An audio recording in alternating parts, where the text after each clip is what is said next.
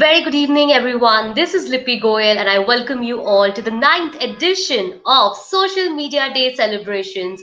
This is Redi's Digital Dialogue 2021. Let's have a round of applause to all my virtual friends who are present over here. Well, friends, Redi stands for Responsibly Digital, a social initiative to promote responsible digital behavior in partnership with UNICEF India and UVA. The event is also supported by Elixir Foundation, Center for Communications of Child Rights, PDEU, and Logically AI. Friends, first there was telephone, then there was fax machine, then there were cellular devices, and then we had social media, a revolutionary way of communicating. As per facts, people use social media for an average of 144 minutes every single day.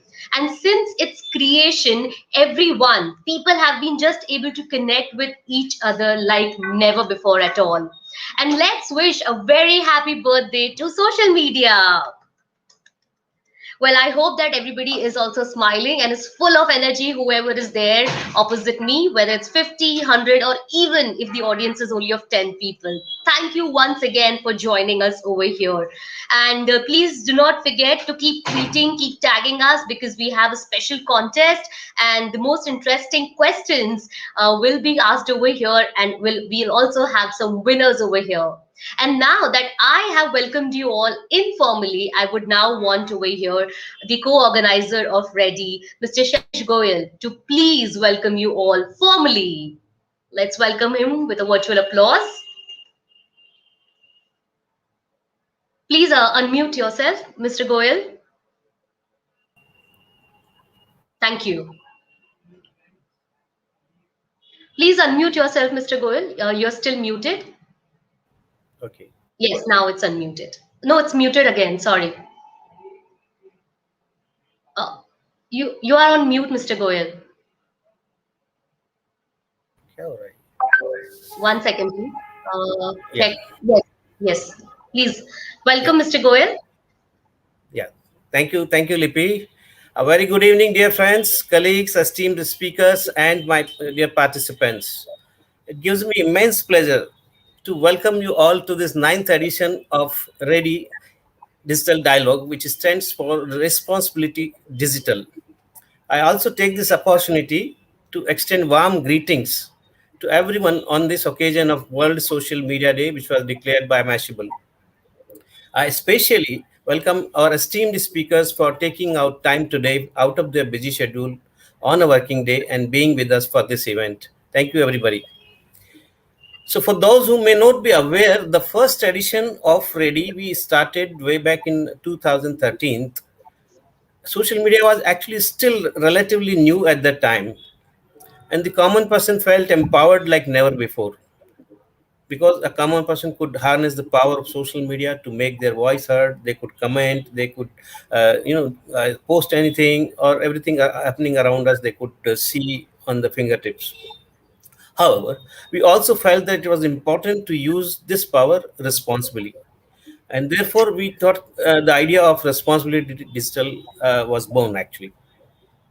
And it's a matter of satisfaction, great satisfaction for all of us, me, Kumar, Mix Mahir, Jaideep, that we have been able to organize it every year since 2013 with a bigger audience, with the reputed communication experts, social media personalities, academicians, and research people. And these people who have shared their thoughts and insights with the audience year after year. Over the years, Redi has become a platform to learn and share about the rapidly changing digital media, and people anxiously wait for it. Friends, coming to today's event, we have lined up two panel discussions. The first panel discussion is on sifting fact from fiction. All of us seen in the recent times the menace of the wrong information, the fake news, and all other things. So most of us do not really know if the numerous forwards we receive on WhatsApp every day are facts or fiction.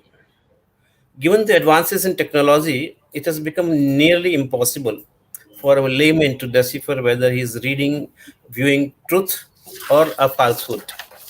And that's where the importance of today's first panel's subject lies. Yes, there are ways how facts can be separated from fiction, and this is what our esteemed speakers are going to enlighten us today or speak about. The second panel discussion today we have is on social media altruism during the COVID 19. So, any coin, we have both sides are there. We have seen the not so good side also, but the best part of the social media and its utility came this year, during especially during the pandemic period, during the lockdown period, and also during the what we call as second wave. In the last 15, 16 months, they've been very tough for a large population, large section of our population. There are people who are struggling making two ends meet because of the loss of livelihood. We have all come across stories of greed in recent months, and still the pandemic has also brought to the fore numerous stories of hundreds and thousands of people who extended help selflessly to others in these critical times. Many of these individuals or organizations have used the power of social media to amplify their efforts. Our experts will talk about that also, and they will discuss this aspect of the social media. We also have a special talk by entrepreneur and social media influencer Taisin, who has been very popular for his approach and the influence he has on the social media. So, friends, I'm confident the event will be a great learning experience for everyone, like it will be for me. The last two editions of Redi have been held virtually, as we all know, because of the pandemic. But looking at how things seems to be now at this moment, we will likely to meet in person next year. I'm confident. However, it is important for all of us to behave responsibly, use masks and sanitizers as the protocol says, and also maintain as much social distancing in public. I also appeal to everyone to get vaccinated at the earliest on the first opportunity, so that you are at least safeguarding yourself. So, on this note, I invite Mrs. Lakshmi Bhavani, the Chief of UNICEF Gujarat, for her opening remarks. Madam, thank you so much. You have been our constant support in organizing this Ready Social Digital Dialogue, and we are grateful to you. And we thank you for your support. Over to you.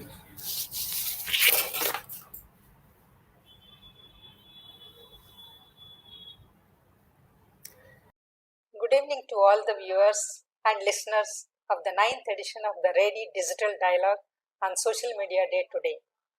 Wish you all a very happy and meaningful Social Media Day. You know, social media plays a critical role in our lives. Nowadays, there are several social media platforms that are available to us for enhancing our knowledge, sharing experiences, exploring and capitalizing new opportunities, marketing our skills, networking, and forming alliances, accessing services, and many more. The choice is ours how productively we want to use the social media platforms. We at UNICEF Gujarat have had a long association with Redi. I have addressed previous editions of the Redi Dialogue where it has sought to bring various issues on the digital media space and highlighted challenges with a dedicated focus on its impact on children and young people. The discussions planned today, shifting facts from fiction and social media altruism during COVID 19, are apt for the times that we are living in. COVID 19 and the resulting lockdown have changed just about everything, including our relationship with social media, how often we use it, and how we use it. The COVID 19 pandemic has seen the best and the worst side of social media. Today, it is a good day to make an assessment and reflect on how we can use social media for social good. Social media has undoubtedly made a difference and helped to connect with friends and families, as well as provided an avenue for us to hone our skills or showcase our hidden talents during COVID 19. It has also been a boon for students who are away from schools and were connected to their schools and teachers through the online platforms. According to VR social platform, social media users have grown by more than 10% the past year. taking the global total to close to 4 billion by July 2020. This means that for the first time, more than half of the world's population now uses social media, with more people using social media than not using. Growth trends also indicate that on an average of more than 1 million people started using social media for the first time every single day over the past 12 months, equating to almost 12 new users every second.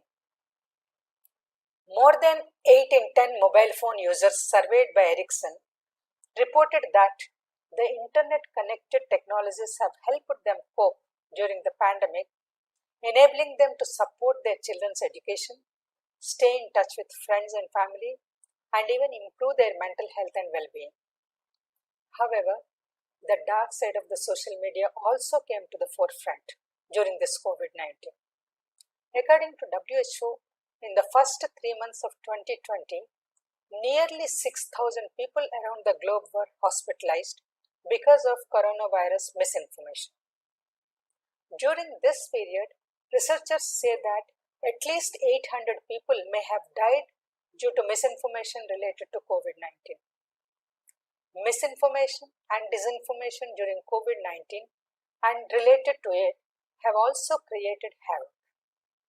False information runs the gamut, from discrediting the threat of COVID 19 to conspiracy theories that vaccines could alter human DNA.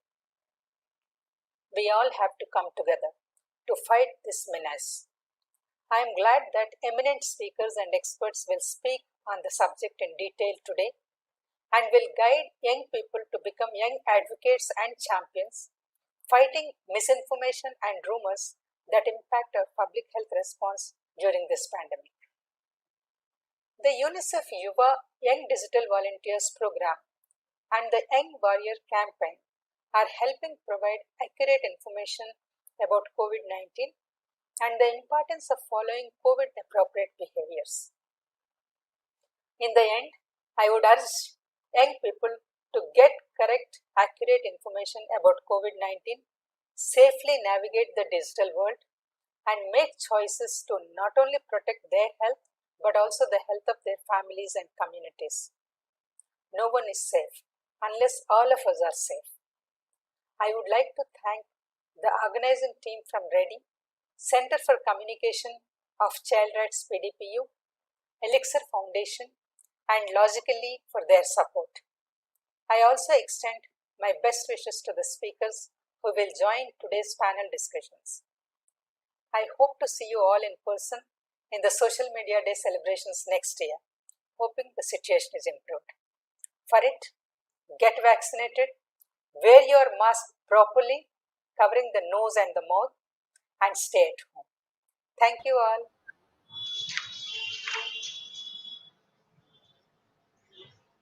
Thank you so much, ma'am. Well, I believe that she has actually mentioned so much about the first panel discussion that I don't have too much to say. But at the same time, friends, where our grandfathers and grandmothers have been able to connect with their school friends and ex-colleagues and all, there have been instances of various fraud, fake news, and of course, like the term goes these days, WhatsApp universities have also been built. So let's discuss now in the coming up next panel discussion on social media rumors, misinformation, and disinformation in COVID 19. I would like to introduce our panelists. I would like to take a moment of yours. We have Dr. Shravan Chenji, public health expert with specialization in maternal and childbirth. He's experienced in RMNCHA program monitoring and implementation by working with UNICEF in Karnataka and Gujarat. We also have with us over here Mr. Sagar Kaul, Vice President of Operations Logically, with 16 years of experience in business development, operations, editorial, and expertise in the area of disinformation, fast checking, and threat analysis. We have Professor Uma Shankar Pandey, a very well-known speaker, popular teacher, head of Department of Journalism and Mass Communication, Surendranath College for Women, Kolkata, with PhD in Journalism and Mass Communication.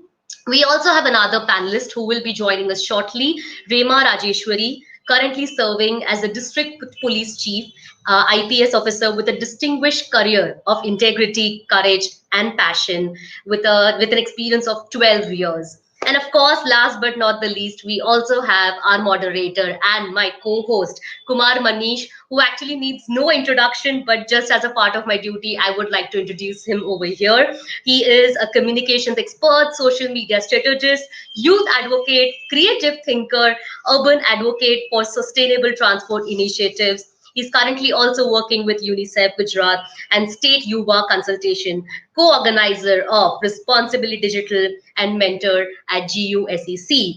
He is the moderator for our panel discussion over here. Let's have a virtual applause for all the panelists and the moderator present over here. And like I mentioned, Rema ma'am will be joining us shortly. Thanks, Lippy, for this introduction, and I welcome all the panelists for this important topic, sifting fact from fiction. So one of our panelists will take some side because today is a working day, so he's busy in some meeting, but he has said that he will join by 5:30. And we have very interesting panel. We have brought different perspectives from Sagar, who comes from a fact finder platform called Logically AI, and they are using artificial intelligence. So we would love to hear more from Sagar about that. Shravan, he has been very much actively working with young people. For example, in Gujarat, as part of Yuva and UNICEF, we are also running this program called Young Digital Volunteers Program, and he has been pretty much working with these young students and from 17 different districts of Gujarat, and he's training and guiding them how to get right kind of information. And Professor Uma Shankar Pandey is quite active on Twitter and other platforms, and he was here I think last time when he came and talked about on data journalism. So Rema, she will be joining in some time, but she has been also a very inspiring figure in terms of fighting fake information, and because she has a good experience of working in the urban and also in the rural context, and she's also a Yale fellow, and she has been writing a lot on the fake news phenomena. So what I'm going to do that we are going to give you an opening remarks to each of the panelists. So we are going to start from that, and you have maximum 2 minutes in which you can have to focus on your subject area. So I'm going to start with Sagar. Sagar, over to you for your opening remarks on this particular topic. Thank you, Kumar, for the introduction, and good evening, everyone, and welcome to everyone who's listening in here, and a happy Social Media Day. And since it's the Social Media Day, I'll start with talking about the positives of social media and how it has changed our lives, especially during this pandemic time. We have seen how social media helped us being connected with our families, with our friends, with our loved ones, irrespective of the physical distances because of the lockdown and the ongoing pandemic. We have also seen how social media played a large, huge, important part in making sure that we were able to help people who were in stress, distress, who needed supplies or any sort of thing. So social media definitely has its positives, but then at the same time, as Madam had mentioned earlier, we do see a dark side of social media, and that was something that was very, very dangerous. Internally, what we had seen in this last 1 year was the amount of misinformation, the amount of conspiracy theories, the amount of wrong information that was coming out, and how it was impacting individuals, communities, and the society at large. As a small examples, like we would see content that would come out saying that, mask wearing is of no use, you should not wear mask, or COVID does not even exist. It's just a conspiracy by the government, by your politicians or someone else.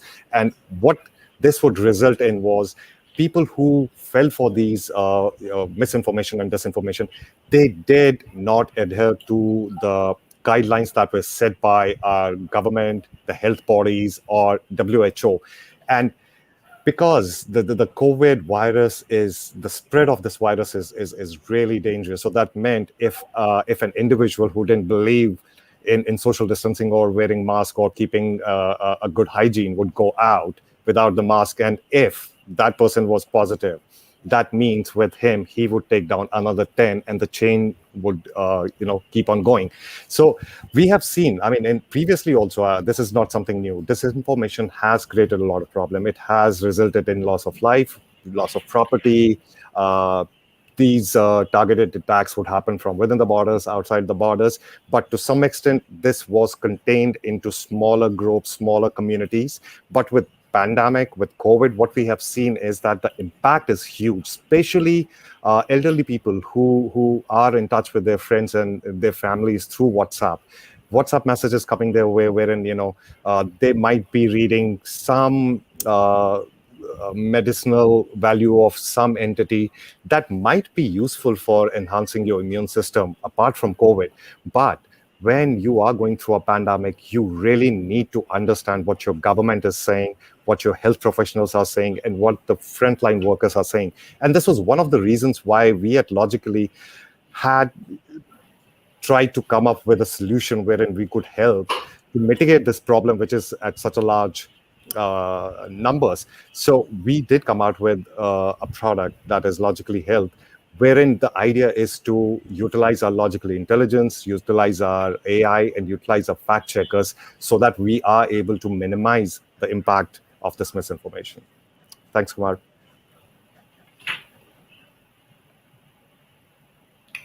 Hi, thanks, Sagar. I think we'll get back to you with our set of questions on this particular topic. We'll want to know more about how AI works in this space. I will go back to Dr. Shravan. So, Shravan, over to you for your opening remarks.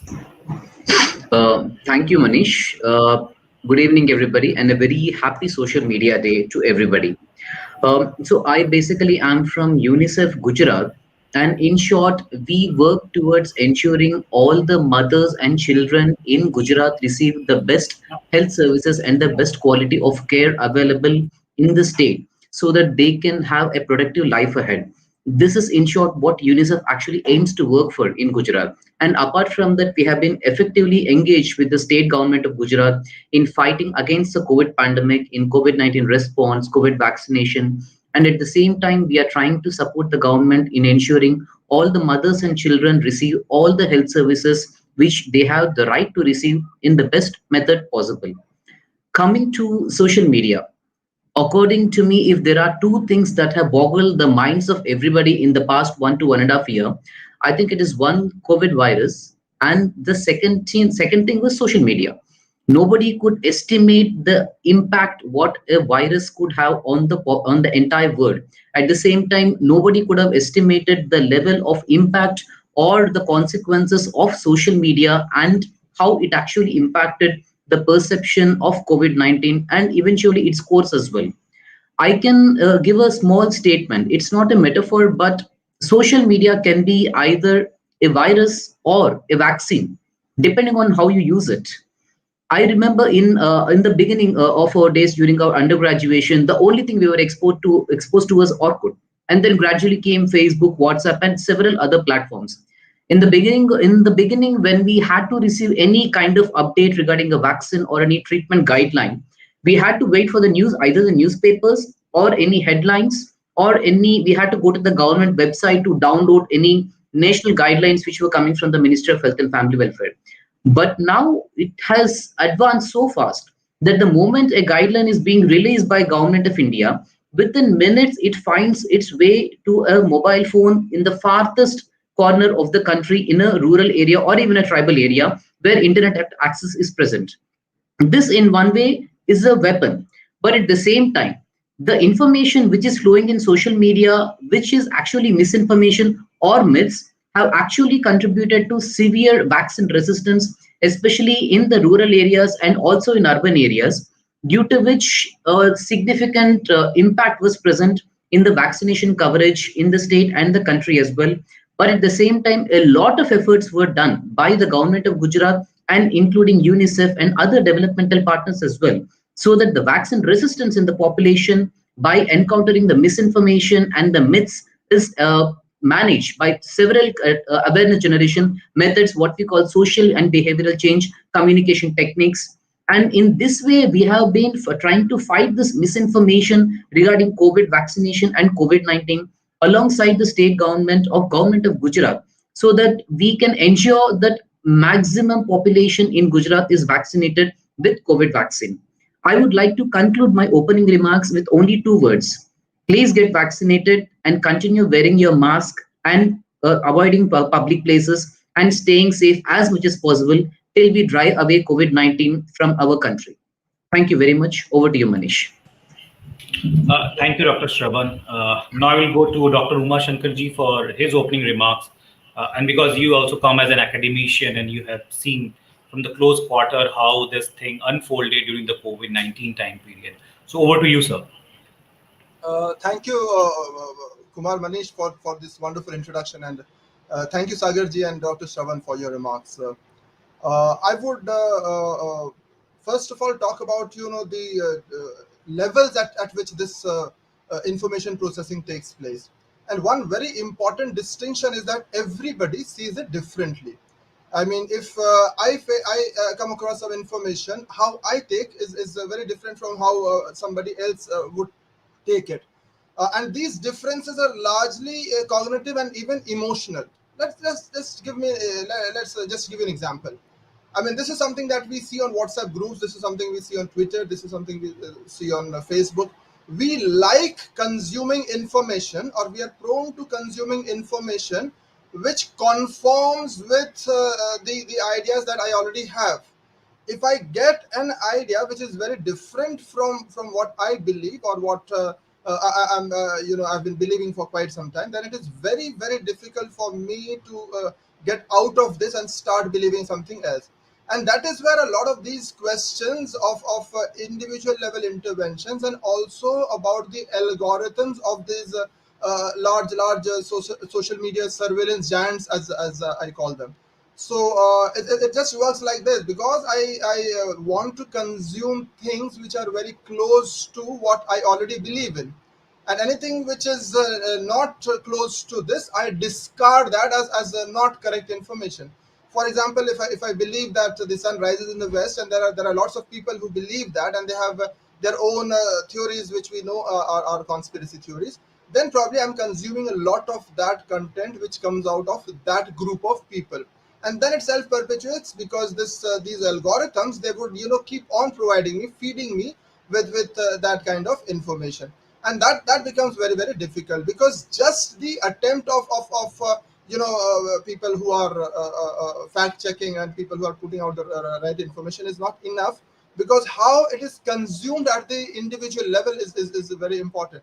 Because at the individual level, and there are, I'm not saying that it's a done thing and there's nothing that can be done about it, but it's very important to understand the idea of a confirmation bias, the idea of selective exposure, the idea of selective perception, the idea of cognitive dissonance. If I'm provided with information, even by experts in the field, I am more prone to disregard that.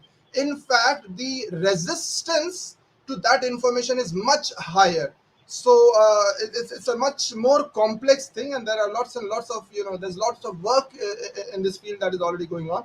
But it's very important to understand that this is not as simple as it sounds, that somebody says out of fake news, if you stop it, everything is stopped. No, it doesn't stop like that. There are too many layers to it. And in the course of the discussion, I'll expound more on that. And these are my initial comments. Thank you, Dr. Uma Shankarji. I think we'll come back to you for the solutions for the problems which you just shared with us during our Q&A session. So we also have joined by Rema Rajeshwari, IPS officer. So Rema, if you can you hear us? Hi, Manish. Am I Yes. audible? Yes, you are completely audible. Yeah. Thanks for I'm joining. I finding it know a that little it's a hard working to day for you. join. Yes, I was saying Yeah. that it's a working day for you. No. Sorry. Yes, I'm joining using my phone. I'm not very sure how the quality is going to be, but I'm trying. Okay. I'm already in.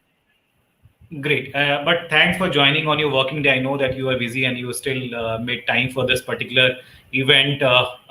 So I think we are having some opening remarks from all the panelists. So if you want to share for 1 to 2 minutes, how do you see this important day and what's your thought? How do the topic of sifting fact from fiction?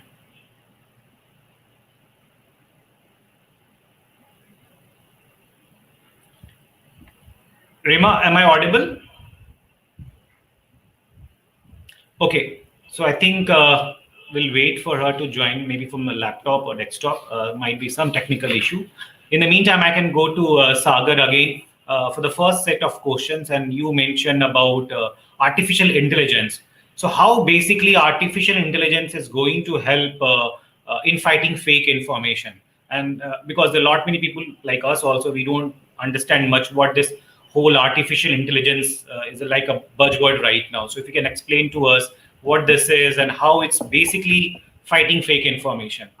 Over to you, Yeah, Sagar. sure, Kumar. Thanks for that. So yeah, I would like to start by saying that there's a lot of misconception when we talk about AI. Initially, when the talk about AI started, a lot of people thought that we are going to lose our jobs, especially in the field of journalism.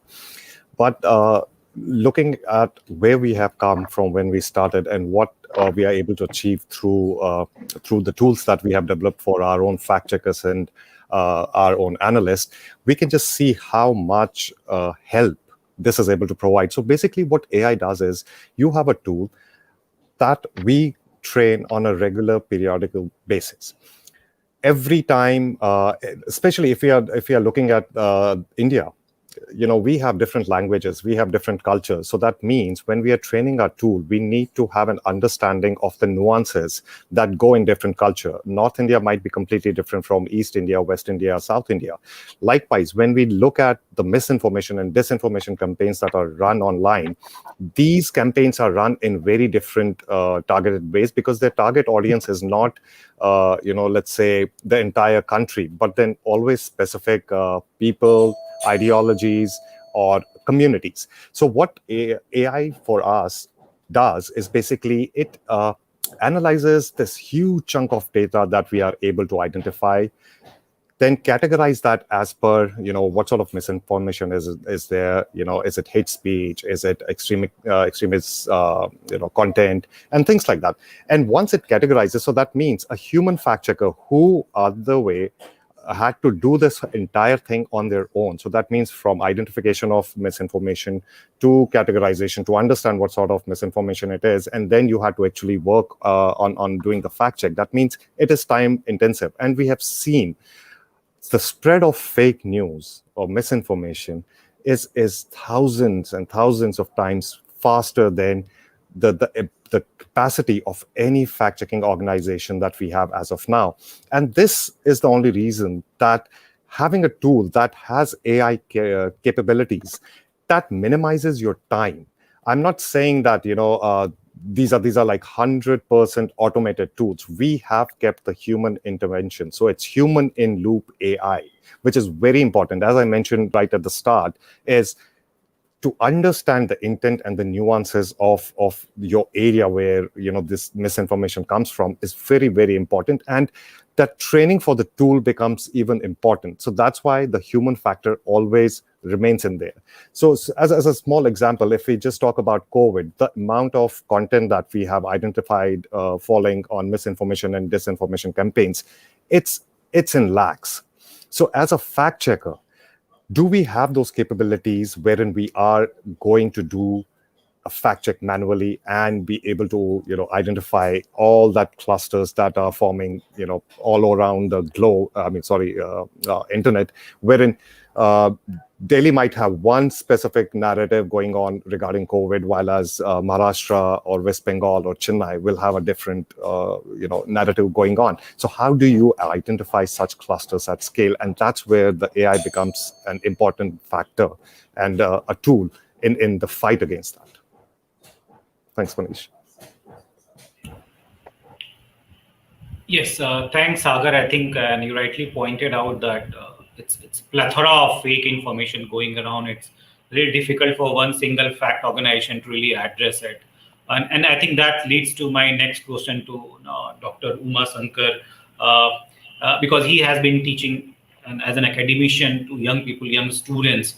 So how do we need to address that challenge? Because the study and the data also suggests that the young people are the ones who are the most active on these platforms. They might not be spreading fake news, but they are the most active ones. So how we can also leverage their power, their network to address it. So over to you, Dr. Umashankar.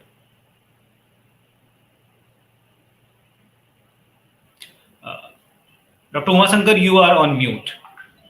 Yeah. So just to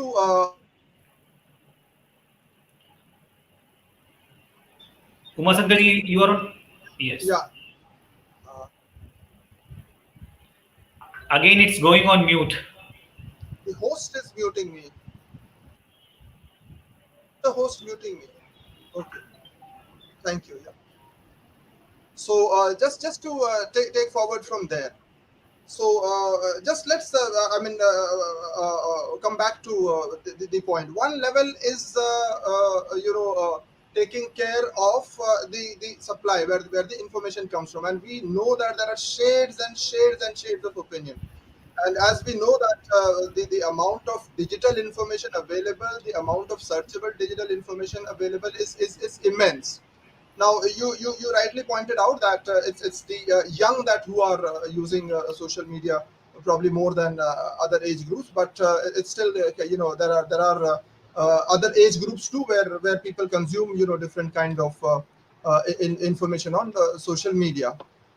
But this idea of echo chambers being perpetuated is something that has to be dealt with at different levels. Now, these echo chambers exist. We have to understand that, and you just can understand the kind of content that somebody sees on Facebook. So if somebody puts in a jarring message, or somebody puts in a message which does not agree with what has been posted, initially there is a resistance. So there is this kind of a very easy way of looking for information which is very close to what I believe in. So one way is to shut off this information, but that does not mean that those people will not be searching for that kind of information. So it has to, I mean, as I said, it has to be taken care of at different levels.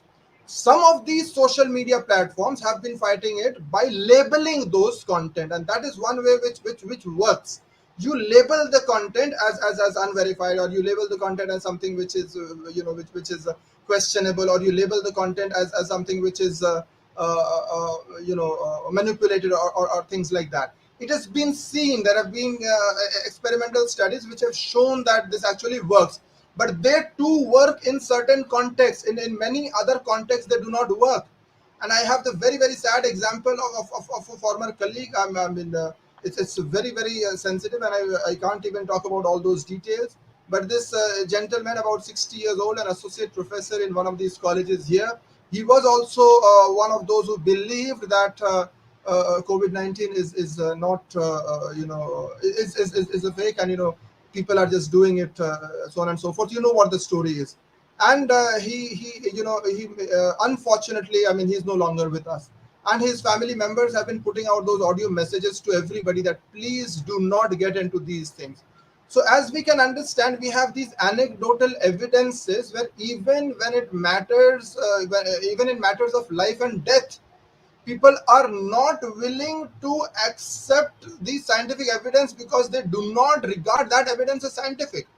And it has been seen, the more you try to convince the person otherwise, the more resistant he is to persuasion. Because again, as I said, this is a cognitive mechanism. You do not want to be persuaded. So what are the levels in which these defense mechanisms work? What are the levels at which you are looking out for accurate information? So this is an ongoing process, and this is where all these cognitive scientists and communication scientists and these algorithms also, as I say, have a particular very very important role to play, where you do not perpetuate that kind of information to that person so that he actually believes, or he is inside that echo chamber, or he or she is inside that filter bubble, and actually believes. I mean, for him or her, that is the truth. And we have to understand that person does not see it as fake, or manipulated, or something that does not exist. And there are reasons for that. I mean, we don't have time to get into those reasons, but one very, very simple way in which I can put it is that our brain is always looking for answers, it is looking for stories, it is looking for explanations. And when it can't find those explanations, it creates those explanations. And at times those explanations could be conspiracy theories. So the fact that a lot of people believe in conspiracy theories is not always related to his or her educational level. I mean, the anecdotal evidence I just gave in is one indicator where a person, an associate professor, and a very highly regarded one, and in the subject of science, actually believing that the vaccination is not something that is right, and he unfortunately he left us last month, and this is heartrending, when we find his family members putting out those audio messages to others that this is what happened to our family, make sure that it does not happen to them. So it has to happen at the level of the government, at the level of the social media platforms, at the level of individual networks. And as I said, some of these event methods have already started of labeling content, and that's where probably this the younger generation is at an advantage, because it understands the mechanisms of this labeling and all. But again, it's too early to say whether it affects one kind of a group, or it does not affect another kind of group, because there are different explanations we have. In one kind of research that we did locally, we found out that people say that since this is on WhatsApp, or since this is on computer, this has to be true. So we have different levels of why people create those stories in the absence of the right kind of story. So creating that kind of an mechanism, creating that kind of an ecosystem is a real challenge for us all. And this is something that, as I said, is a lot more complex that we actually believe it to be. Thank you so much, sir. Thank you so much for sharing your ideas. I will go to Rema, who has joined in now. So, Rema, your opening remarks on the topic, and the other thing is that you also bring a lot of experience on working on ground, and you also have urban and rural context, both these things, and you have seen firsthand, and you have also led some very innovative concepts in terms of addressing fake news in the rural context. So, over to you, Rema. Thank you, Manish, and my sincere apologies to the panel members and also the audience for joining in late. And thanks a lot for giving me this opportunity. Since I already joined in late, I won't be taking a lot of time. I'm sure in the course of the discussion, we can take as many as questions possible. Today being the social media day, I just wanted to make a statement, and I wanted to start my conversation based on that statement. I think it's time for us to take a pledge that it's time for us to liberate human attention from the clutches of intelligent persuasions by the big tech. The reason why I'm making this statement is because of what's happening around us, particularly in this country. The big tussle that is going on between the big tech and obviously the regulatory authorities. We are looking at, we are literally staring at a moment in the history of this country where big tech enterprises are literally taking the administration or institutions which are supposed to regulate something from causing harm, and they're just taking these institutions for a ride. Well, whatever actions that are being taken at both the center and the state levels are really, really commendable, because as you rightly mentioned in the beginning of the introduction, I have seen some of the consequences, the undesirable consequences of technology firsthand. And this is not how we are supposed to deal with the big tech. We just cannot allow enterprises to just take a very convenient stand depending on the country they operate in. Having made that statement, I'd like to come directly to your question. Well, there is not much difference between the rural and the urban context when we deal with misinformation on ground. The advantage of working in rural areas is that you have the attention of the people quite ready when the authorities, particularly the police officers, when we reach out to the communities in the rural setting, they give you a patient hearing. And also it is quite easy for us officers to mobilize these people to educate them, or to take the help of different stakeholders to impart digital literacy. Whereas when you come to the urban context, I think it was rightly pointed out by one of my panelists, one of the co-panelists, that people have a certain amount of confirmation bias. And this confirmation bias has been holding us back to trust, or probably, or rather, take the word or the report, or a fact-checked report of of a reputed agency or an institution at face value. People want to believe what they want to believe, and it's not easy for anybody, an individual or an institution, or any of the stakeholders to address this particular confirmation bias. And because of the cultural, socio-cultural fabric of this country, I think we have a different kind of confirmation bias, which runs along a lot of societal fault lines, racial, religious, communal. I really don't want to get in there, but addressing this confirmation bias to address the issue as a whole, it's going to be a very, very challenging task. So there is certainly a lot of difference in the way we address misinformation in the rural and urban context. But as a law enforcement officer, I must say that whenever an intervention was taken, whenever an effort was made, an honest effort was made to address the issue, it definitely gave a lot of results. So I think, yes, we are a little late in terms of addressing this issue. Um, I must say that the so-called intelligent persuasion of the human mind by the machines was seen as one of the greatest achievements by the mankind at the beginning of the technological revolution.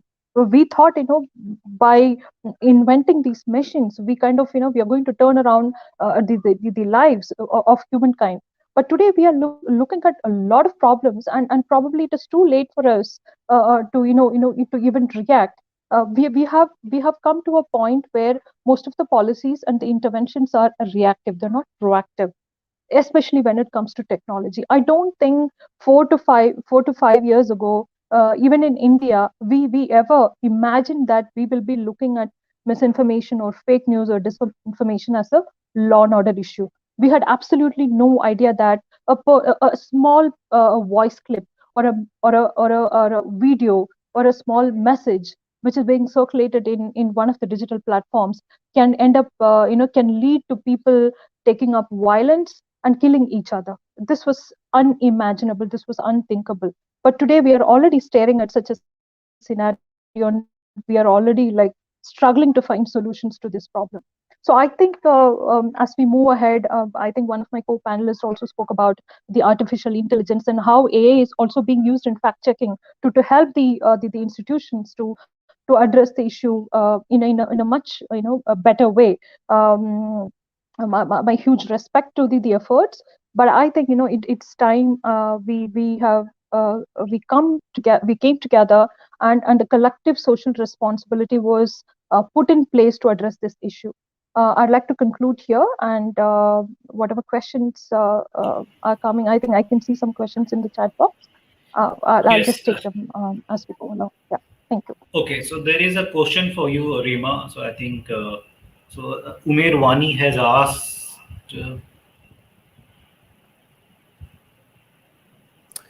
Yeah.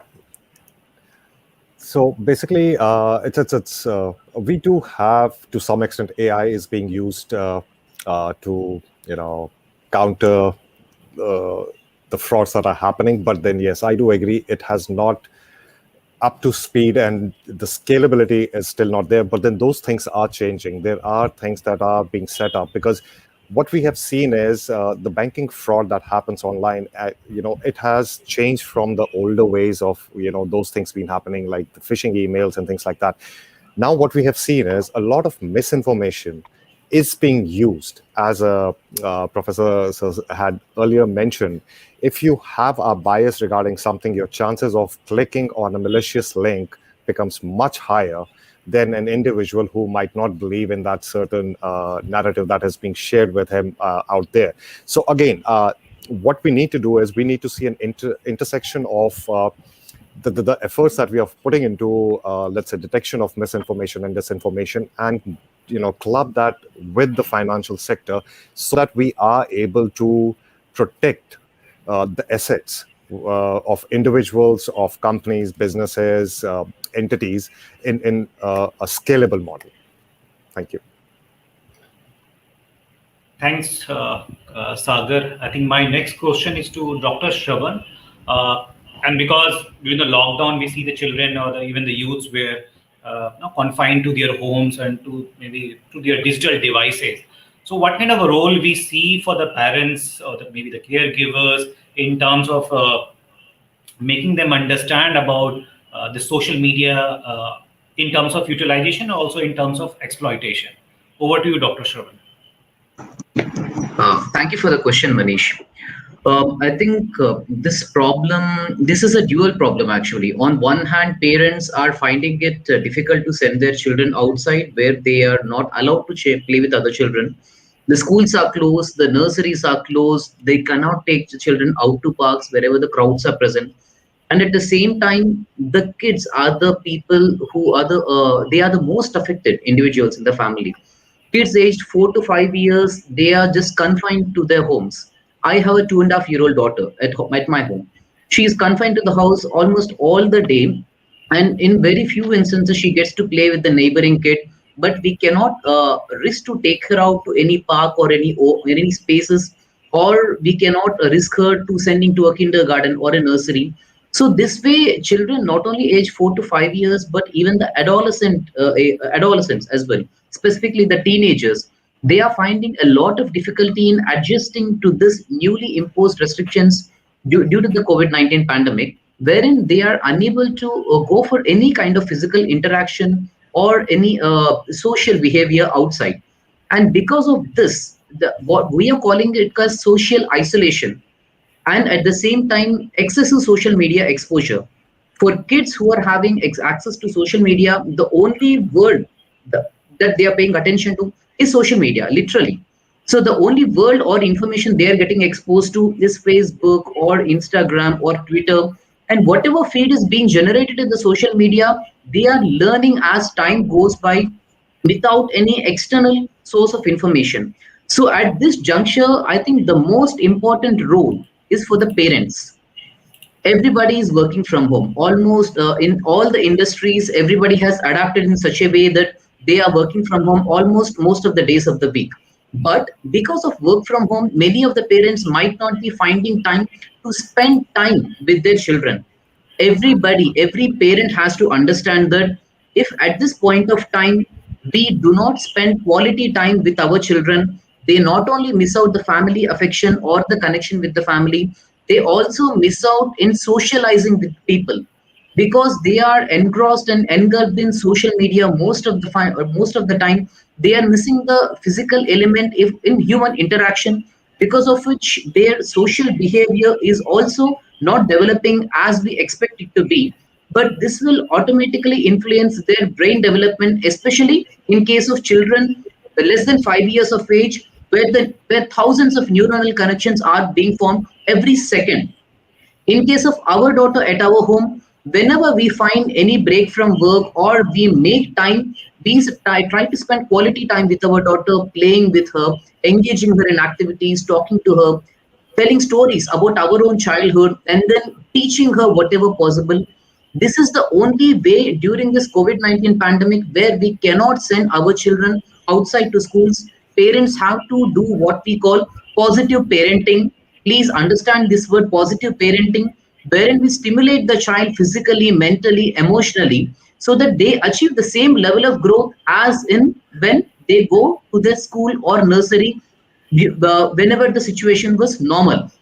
But at the same time, coming to the health aspect, I would like to really stress that because above 18 years of age, all the people are eligible to get the vaccine. Every parent who has a child, please go to your nearest vaccination center or get registered online and get vaccinated. Parents need to understand that unless the parents are protected by getting vaccinated with any vaccine available with both the doses, only then they will be able to protect their children who are at home. Parents go outside for daily activities or for their work, but children, for most of the time, they are confined at home. We need to understand that if the child is getting infected, then the most probable source is a family member. So it is our request that every parent or family member who has children at their home, please immediately get vaccinated. That is the first point. And the second point, please continue COVID appropriate behavior till we drive away COVID-19 from the country. COVID appropriate behavior is nothing but we all are already aware about it. Universal masking, wearing the mask in the right manner, using an N95 mask, or if an N90 mask is not present, do go for a double masking. Avoid crowds, do not go into crowded areas, and practice respiratory hygiene, and wash your hands and sanitize whenever possible. If the parents and family members are able to practice all these preventive measures, then only then I'm understanding these two words, only then we will be able to protect our own children from getting infected with COVID. Yes, even when children get COVID, almost 80 to 90% of them have almost do not have any symptoms or have very mild symptoms such as a cold or a running nose. And very few children, a negligible percentage of children develop complications and may need a hospital admission. But does not mean the family members can be complacent when it comes to children in protecting them. So my final message to parents: first, get vaccinated, ensure COVID appropriate behavior so that you do not transmit COVID virus to your children. And second thing, please practice positive parenting with early childhood development as much as possible. Playing with your child, spending quality time with your child, talk to them, tell them stories so that your child's brain will be developed and they will get the social company and emotional bond required for them. So because they are fighting against the social isolation because of COVID-19 pandemic. And believe my words, we are far off better. We are faring better because we have human interaction outside our home, but children do not have that. So please spend quality time with your children and keep yourself protected to keep your children protected. Thank you, Manish. Over to you. Thank you, Dr. Shravan. And I think we are last 5 minutes. But I have a question for Rema. So there is a popular belief that digital media gives anonymity. What you have to say on that? And we have seen that young people are falling for this. They are also sometimes victims and sometimes perpetrators both. So how do you see it? Well, I totally agree that social media offers a massive anonymity to any user. Well, there are certain guidelines when you want to be part of a particular social media platform. But then we have already seen, like, how most of these platforms work, be it Facebook, Twitter, except probably for WhatsApp, where because the number already gets displayed. And most of the other platforms have a certain amount of anonymity. And until recently, when this debate was at its peak about this encryption, end-to-end encryption, we didn't really have an idea until this discussion happened in our drawing rooms. Nobody had any idea what this encryption was all about. People who wanted to genuinely be part of digital platforms, they took advantage of it. And people who wanted to use these platforms for malicious intentions, they took disadvantage of it. So as we deal with a lot of cyber related criminal activities, I can say with a lot of certainty that yes, social media platforms offer a massive amount of anonymity, and this is one of the primary reasons for turning the digital space into a potential ground for committing crime. Sometimes it leads to violent crimes in the digital space, or sometimes the crime happens in the form of cyber stalking or other forms of cyber crime in the digital space. It is true. And well, I'd like to add just one last point to this question. We live in a digital attention economy, and if we hope that the big tech, the platforms would address this issue so that these kind of issues don't happen, we are highly mistaken. The more likes they get, the more engagements they get, the more number of active users they get. That is their basic revenue model. We cannot expect them to work on this particular revenue model, which will probably put them out of business. So that's only wishful thinking. So it is for us, the onus is on us to take up the responsibility and come together to find solutions, to work on the consequences of the big tech. Thank you. Thank you, Rima, for that insightful observation on this particular topic. So we have now less than a minute. So I'm going to go to each one of you for your last key message, maybe in 5 to 10 seconds, which you want to give to your audience. And I think mostly if you keep it around young people so that they get to know more about it. So we'll start from Sagar. Thanks, Manish. My message would be, let's make our youth the ambassador of our fact-checking initiatives. Let them take the lead. Let them be the ones who are inquisitive, asking questions, and letting their parents, letting their family members know if any information that they come through is right or wrong. Thanks, Manish. Thank you. Dr. Uma Shankarji. Yes, we are dealing with a very new kind of a monster. We have no idea about the digital surveillance giants that we are dealing with, not only in terms of surveillance, in the terms of what they can do, in terms of the ideas that they have about your emotionality, what are you feeling at that moment, and probably getting you to outrage when they want you to, getting you to buy things when you want to, getting nudging you to certain actions which you might not have done. So we have no idea what we're dealing with. We're still at times talking in the old paradigm of monopoly and all those things. Come, let's realize that this is something very very new, and this is something that is even larger and stronger than governments. Thank you, Dr. Umashankarji. Shravan, over to you. I just have only two messages. One, I'm already repeating: social media can be a virus or a vaccine, and it is in your hands how you want to use it. And second thing, my request to parents: you are the best friend of your child for the foreseeable future. Please mark my words. We drive away COVID-19, you are the best friend for your children at your home. So please spend quality time with them and get yourself vaccinated first so that you can protect your children and give them a beautiful childhood. Thank you. Thank you, Dr. Shravan. Over to you, Rema.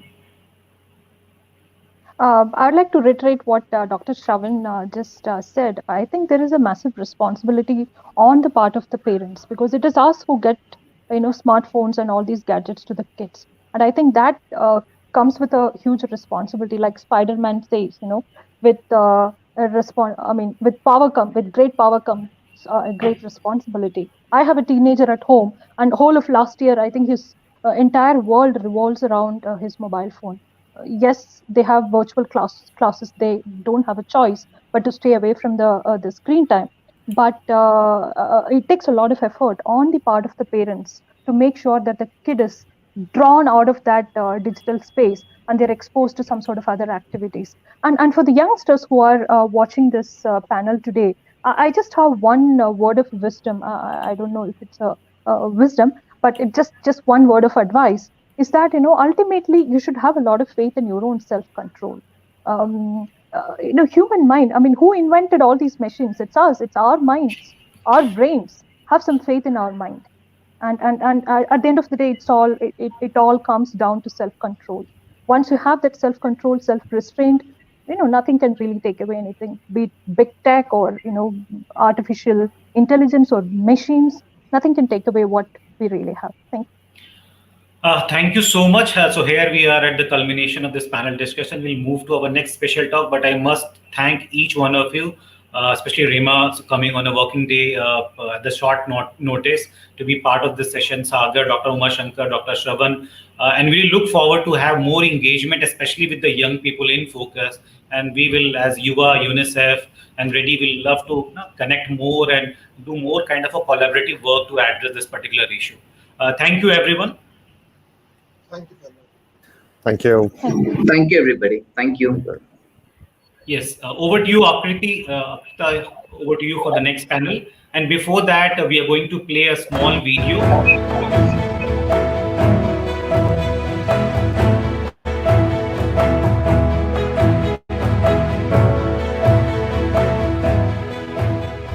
Social media has undoubtedly made a difference and helped to connect with friends and families, as well as provided an avenue for us to hone our skills or showcase our hidden talents during COVID-19.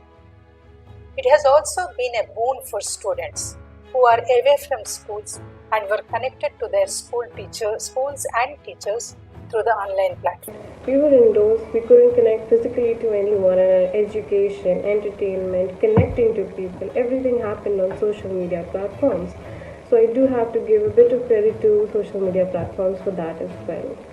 In spite of not having an on-ground team, we were able to help people in real time by redirecting the existing pool of resources. The negative aspect of this experience was that it was quite difficult, given the huge volume of information, to ensure the availability of verifiable and accurate information. It has helped to reduce the psychological impact of the virus. Surely social media has proved as a boon in these tough times. Social media will help people to connect, will become the way of future communication. Social media is a part of the future, then social media is the future.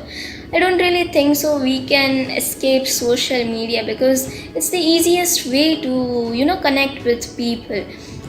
During the corona pandemic, I made 38 videos in Hindi and Gujarati languages related to corona awareness and vaccination. Social media was the biggest support system during the time of COVID-19 pandemic. It has been a lifesaver to lots of people. We helped many people on social media. Our main reach was Instagram. Social media has been a boon and ban both at the same time during the COVID-19 pandemic. Being an extrovert, I feel that social media has been really empowering for me throughout this pandemic.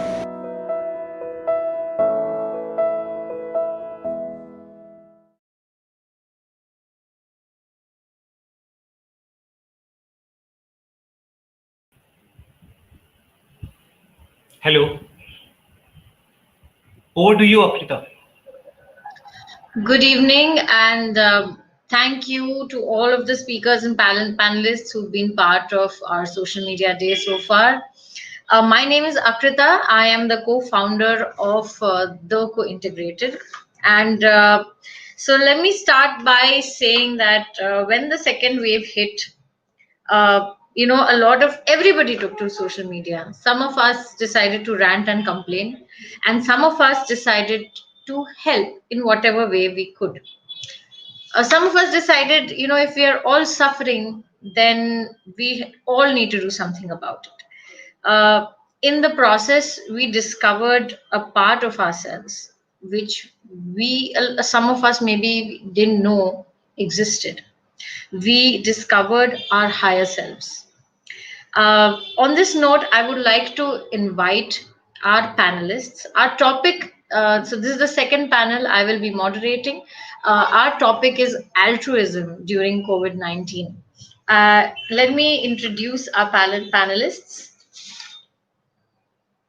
We have with us Moira Dava. Moira leads the Communication, Advocacy and Partnership, CAP, as well as the Yuva Generation Unlimited in India portfolio for UNICEF Gujarat office. Welcome, Moira. Thank you, Akrita. Please welcome our second panelist, Swaraj Shetty. He is the co-founder of and digital lead of Khana Chahiye, a non-profit organization based out of Mumbai that aims to combat the issue of hunger through relief efforts and advocacy initiatives. Welcome, Suraj. Hello, yeah. Thank you for inviting me here. Good to be here. We also have with us RJ Harsh. He is a radio jockey at Radio Awaz 90.8 FM and a member of the Young People's Action Team. Harsh?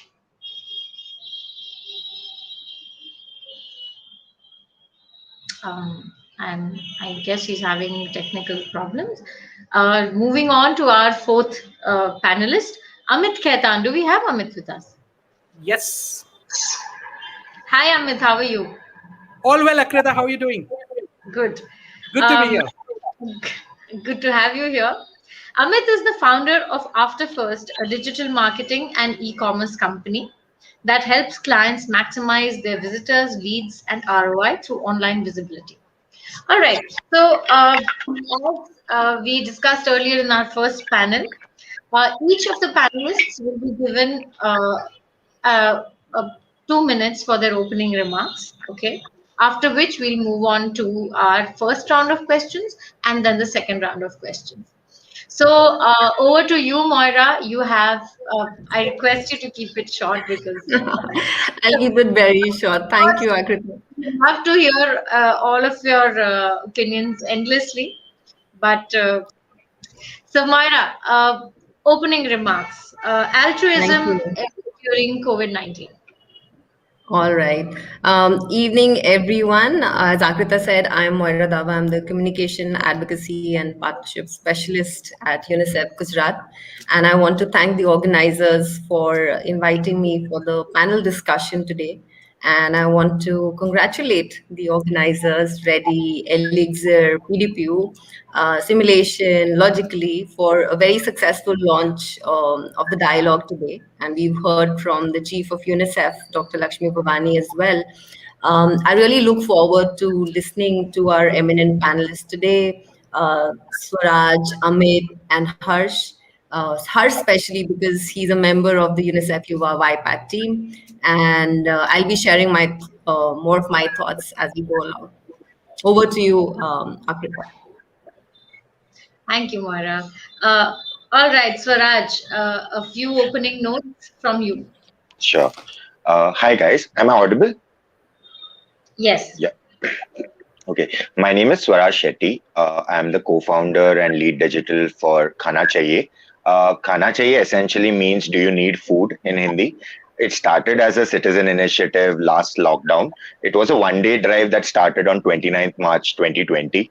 The first lockdown, when some of us thought that, some people might not have food. This was a 10-day lockdown. But once we got on the ground, on the streets, we realized that the problem was quite large.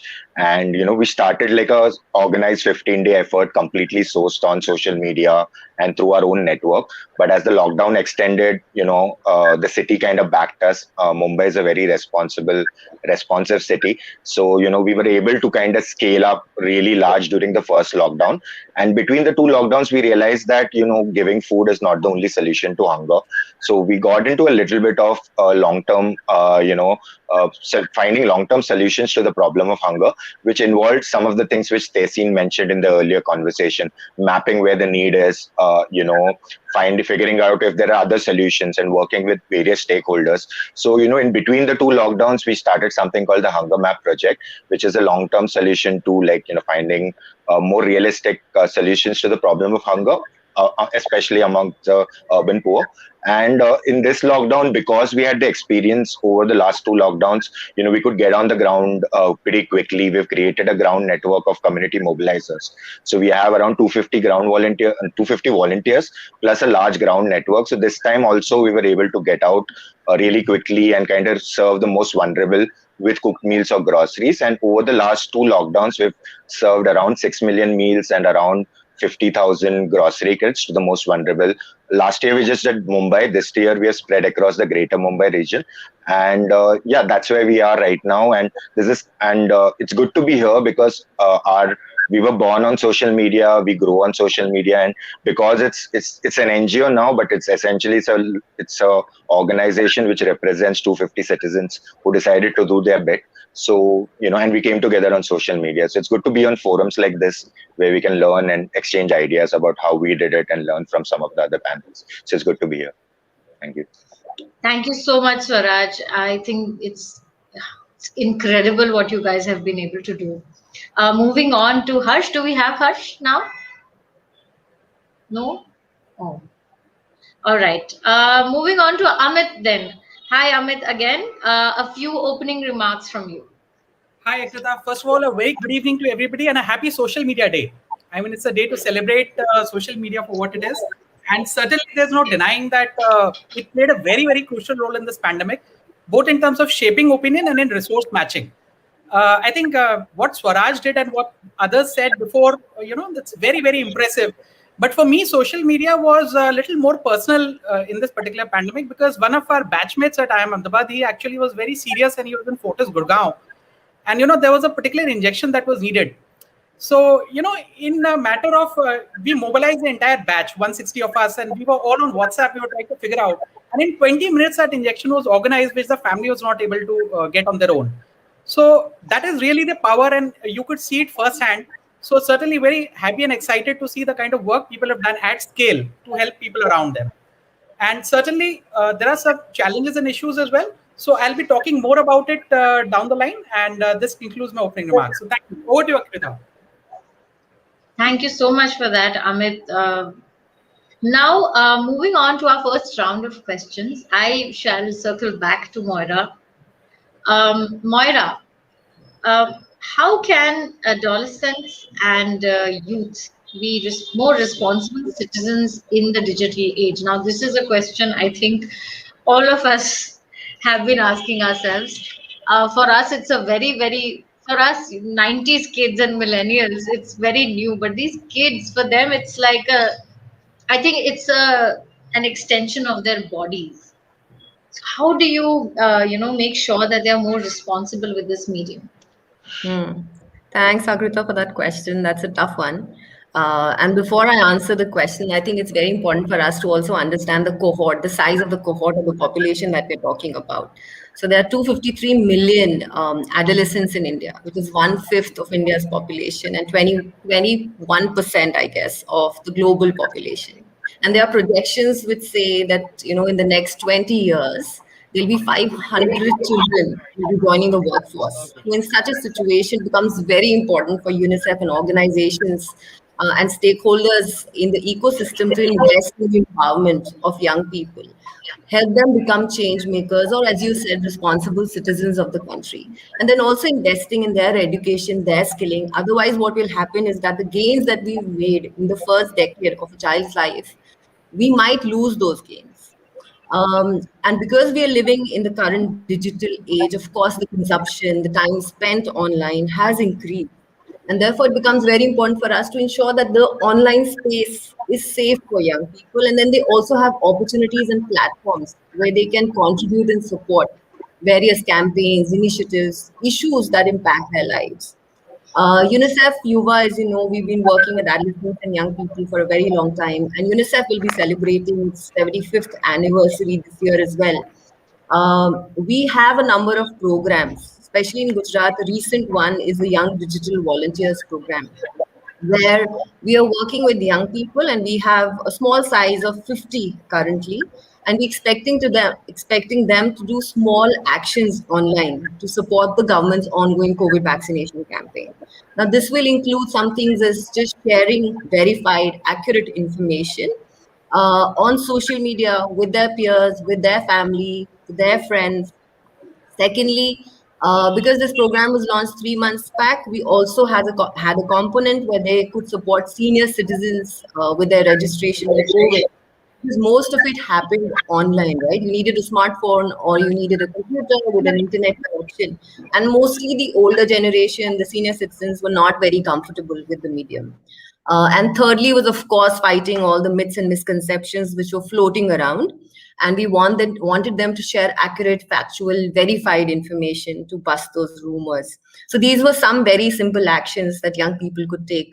Currently, UNICEF also has a Young Warrior program, which is a movement, a national movement with a multi-stakeholder, partnership.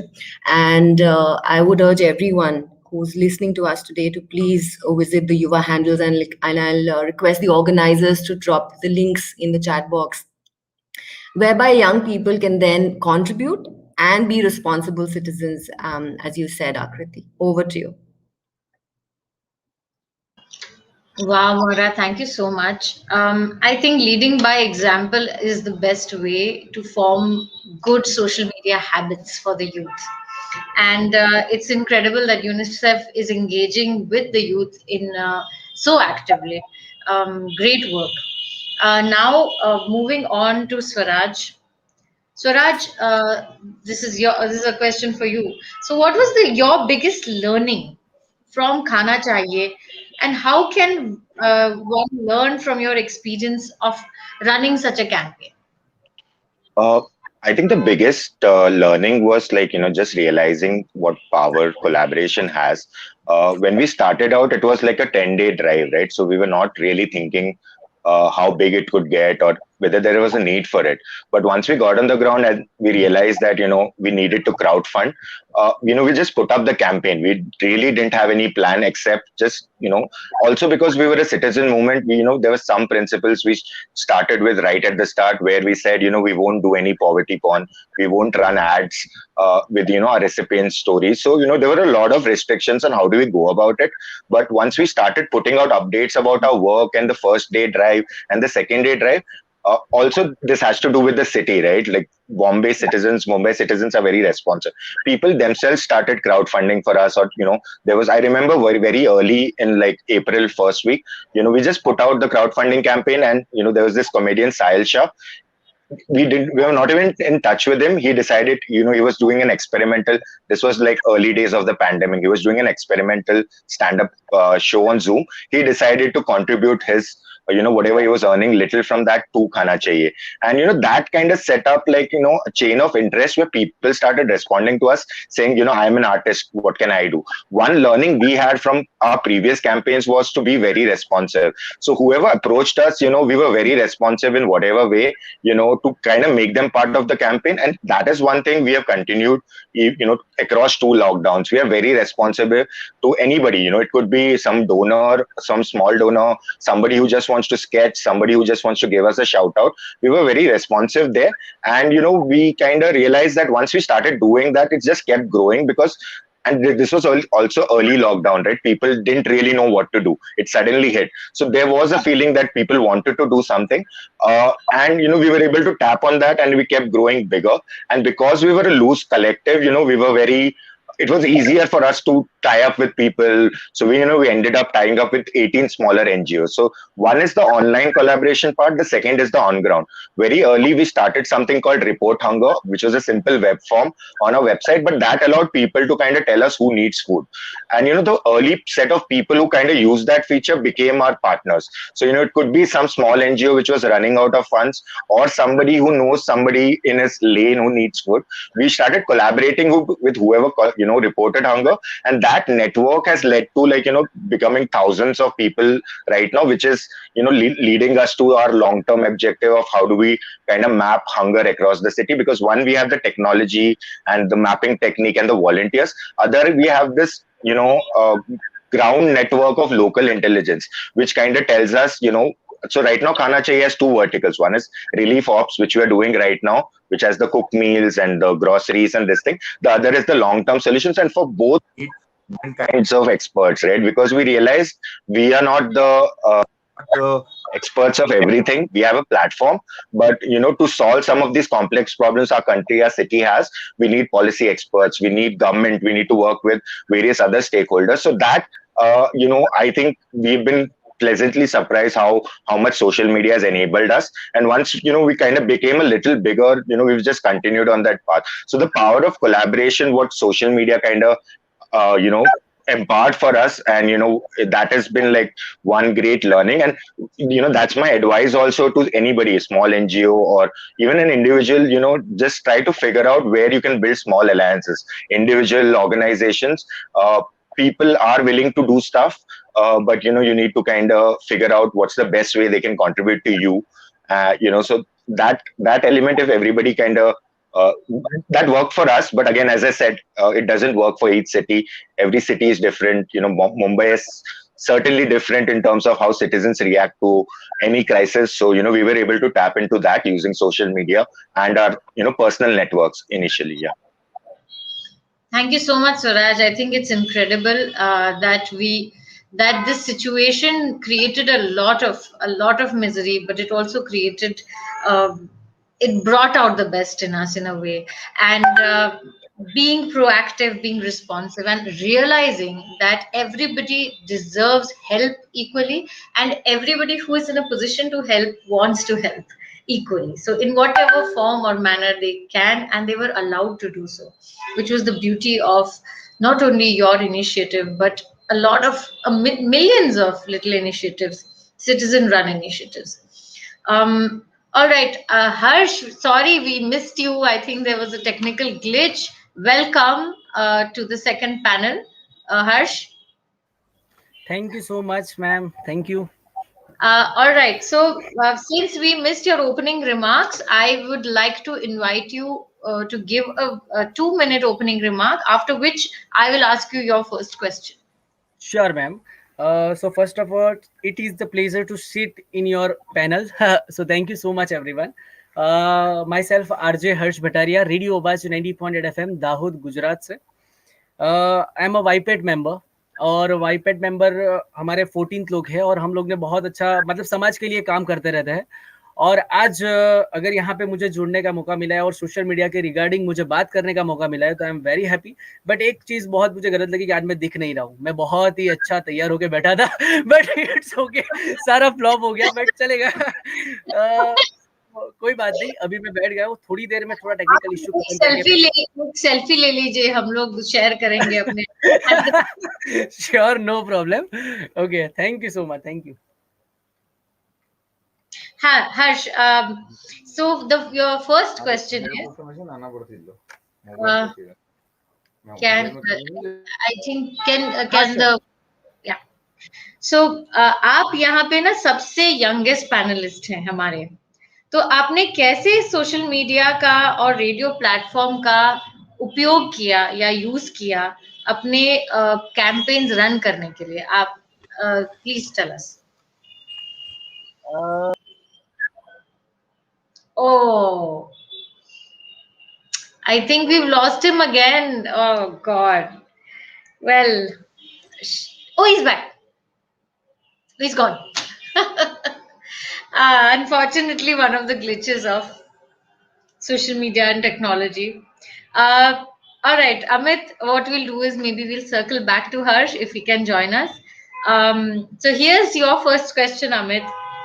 What does the future hold for future for social media post the COVID era?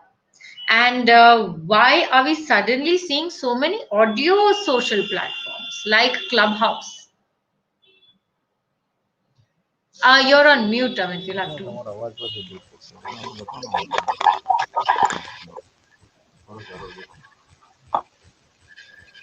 Yes. Akrita, thank you so much for that incredible question. Let me quickly give a context which may seem unrelated. So in March of 1999, at the age of 19, I started an online marriage bureau. That kind of resulted in 3 marriages as well. I was in college at that point of time. So after that, I realized that there is no way you can authenticate the information. You can put up a profile, but you don't know what is the reality. So we were actually targeting NRIs, and NRIs would put their profile and we would circulate to the local marriage bureaus here. Then Shadi and Jeevan Sathi started. Now we all know the problem with these platforms in the initial years, that there was no verification. Sometimes there were no photos, and sometimes there were fraud people behind these profiles. So I think this kind of ties into the point I'm trying to make, that the future of social media depends a lot on the authenticity and accountability of the people behind it. For example, one of the previous panelists said that social media actually represents people behind it. We need to remember this, that there are actual users behind it, right? And there are 3 stats I want to give. $1 trillion, $6 trillion, and $10 trillion. So 1 trillion is a cybercrime losses that happened in 2020. It is supposed to jump to 6 trillion this year, and in 4 more years, it's going to go to 10 trillion. This is many orders of magnitude of India's GDP actually. So what the point I'm trying to make here is that social media is a force multiplier. If you put in the bad, it will multiply the bad. And if you put in the good, obviously what Swaraj mentioned and what a lot of people did during the pandemic is the good multiplier. But the future depends on how sanitized and hygienic the underlying environment is. And that is very, very critical, actually, I feel. Tying into that, I want to talk about a study by Arcos Labs, which says that almost half the social media profiles globally are fraudulent. And I think it makes intuitive sense, right? That many of the interactions that we have, we feel that the people behind it are not genuine. So this is a real thing that we need to, the social media's future depends on maybe if we have some kind of verification mechanism, or if we have some kind of mechanism by which bad actors are minimized, that is where it will actually grow down the line. And this is really important. Now, obviously, some of the people on the call might have some skepticism around this, that, how can this be the case? So I would urge you to Google something called the shed at Dulwich. So this, a very interesting journalist in 2017, he used to write fraud reviews for TripAdvisor.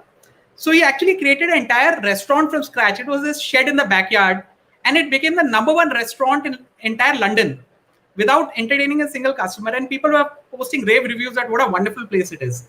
So imagine, this is the power of misinformation on the internet. So obviously the future of social media, if it has to become a part of mainstream society more than what it already is, then verification and accountability are important in my mind. And coming back to what you said about audio social, I think that is a very critical and interesting thing. Why it is taken off actually is that, for example, if you look at somebody like my mother or my father, they're comfortable in English, but English is not the primary language of interaction for them. So if you're looking at Clubhouse, you can have a small, you can have audio kind of interactions, and you're missing your friends and family when you are in lockdown. So Clubhouse is actually a product of lockdown. I think it came in around March of last year, and people can actually, for those who don't know, it can actually, you can do audio kind of chat. It's like a combination of a chat room and audio, basically. And even if you don't know technology so much, certainly, I mean, you can go and interact. So people like my parents who are not that tech savvy can actually use it, number one. Secondly, it's very multitasking friendly. We already have a lot of feeds, Facebook, Twitter. Do we really want more feeds, more screens to read? No. So I think this is something where you're taking a walk, or you're exercising, or you're driving. You can actually listen to people. So that way it is very interesting. In a personal interaction sense, I feel that it doesn't have a like kind of platform. So that is important, that likes have kind of skewed social media for many of us, that some of us actually put photos. I think Swaraj mentioned about poverty porn. So something like that is driven by likes. So this doesn't happen in Clubhouse. That's why it's kind of taking off. This is one more factor, I feel. Now, talking about it, some problems exist. Obviously, it's banned in China already. The issues are like, let's say our children are trying to go on Clubhouse. Is there any way to monitor what hate speech or abuse is happening on it? Because there's no written word, right? It is all audio. How do you moderate something like this? I mean, in the previous panel, there was a gentleman called Sagar Kaul. So he said that the amount of misinformation exceeds the human capacity. So are we able to moderate what is happening in audio? That is the biggest problem. And the third is traceability. If some small thing can cause an incendiary reaction, then are we able to trace who's doing this? So in my mind, these are the biggest problems with audio. But obviously, it will take off. It is already taking off. There are about I think 10 million users worldwide, of which 2 million are in India.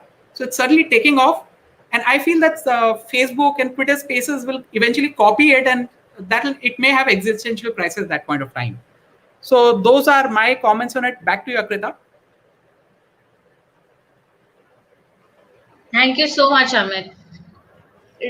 So yeah, misinformation, I think it's going to be there. As humans, we are flawed, and we need to just have a stronger moral fiber and a stronger value system individually in order to tackle this. And like Moira said, we need better examples. We need good examples to follow.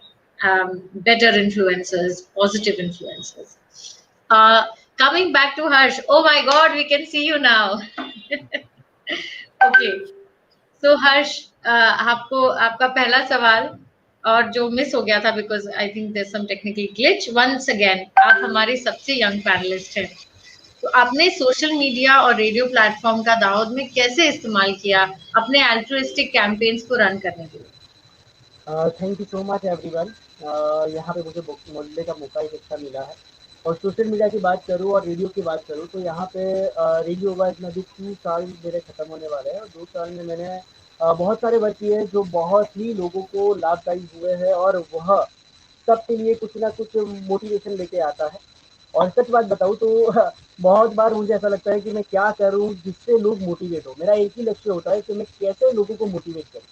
और Covid की situation ऐसी थी कि जो mental लोगों पर बहुत ही हावी हो रहा था, और उसके लिए मैंने इंस्टाग्राम रील्स से कुछ ऐसे रील्स बनाई कि जिसकी वजह से लोग कुछ सुने कि हाँ ये कुछ करने वाला नहीं बोल रहा है फिर भी हम करेंगे। तो ऐसा मतलब बोलते हमारे गुजराती लैंग्वेज में बोलता है चामखा मारवा।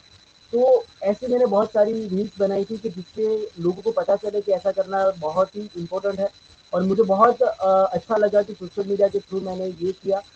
उसके अलावा मैं बात करना चाहूँ तो रेडियो पे से यहाँ पे रूरल एरिया है, और रूरल एरिया के रिगार्डिंग हमने बहुत से ऐसे कैंपेनिंग किए हैं जो वैक्सीन रिगार्डिंग हो, जैसे गांव-गांव में जाके, स्कूलों में जाके वैक्सीन का प्रचार किया कि वैक्सीन कितना इम्पोर्टेंट है हमारे लिए, वैक्सीन का डोज आपको लगवाना पड़ेगा। उसके लिए मैंने एक अच्छा सा स्लोगन बनाया था, वैक्सीन थी करो दोस्ती અને कोरोनाથી करो मिक्सी। ऐसा हमने एक मतलब छोटा सा एक थॉट बनाया था, और उससे ही हम लोग पूरा कर रहे थे ये वैक्सीनेशन का कार्यक्रम। इसके अलावा रेडियो पे मैंने मोटिवेशनल बातें बोली है, कितनी स्टोरीज होती है कि मतलब किसी को अनुभव होता है कि हमको ये हुआ है, उससे हम लोग ने ये कंफर्ट जोन अगर इससे मिल सकता है। और इसके अलावा देखने जाए तो मैं खुद भी कोविड पॉजिटिव रह चुका हूँ, और कोविड पॉजिटिव के दरमियान मैंने एक बहुत बड़ा काम किया था।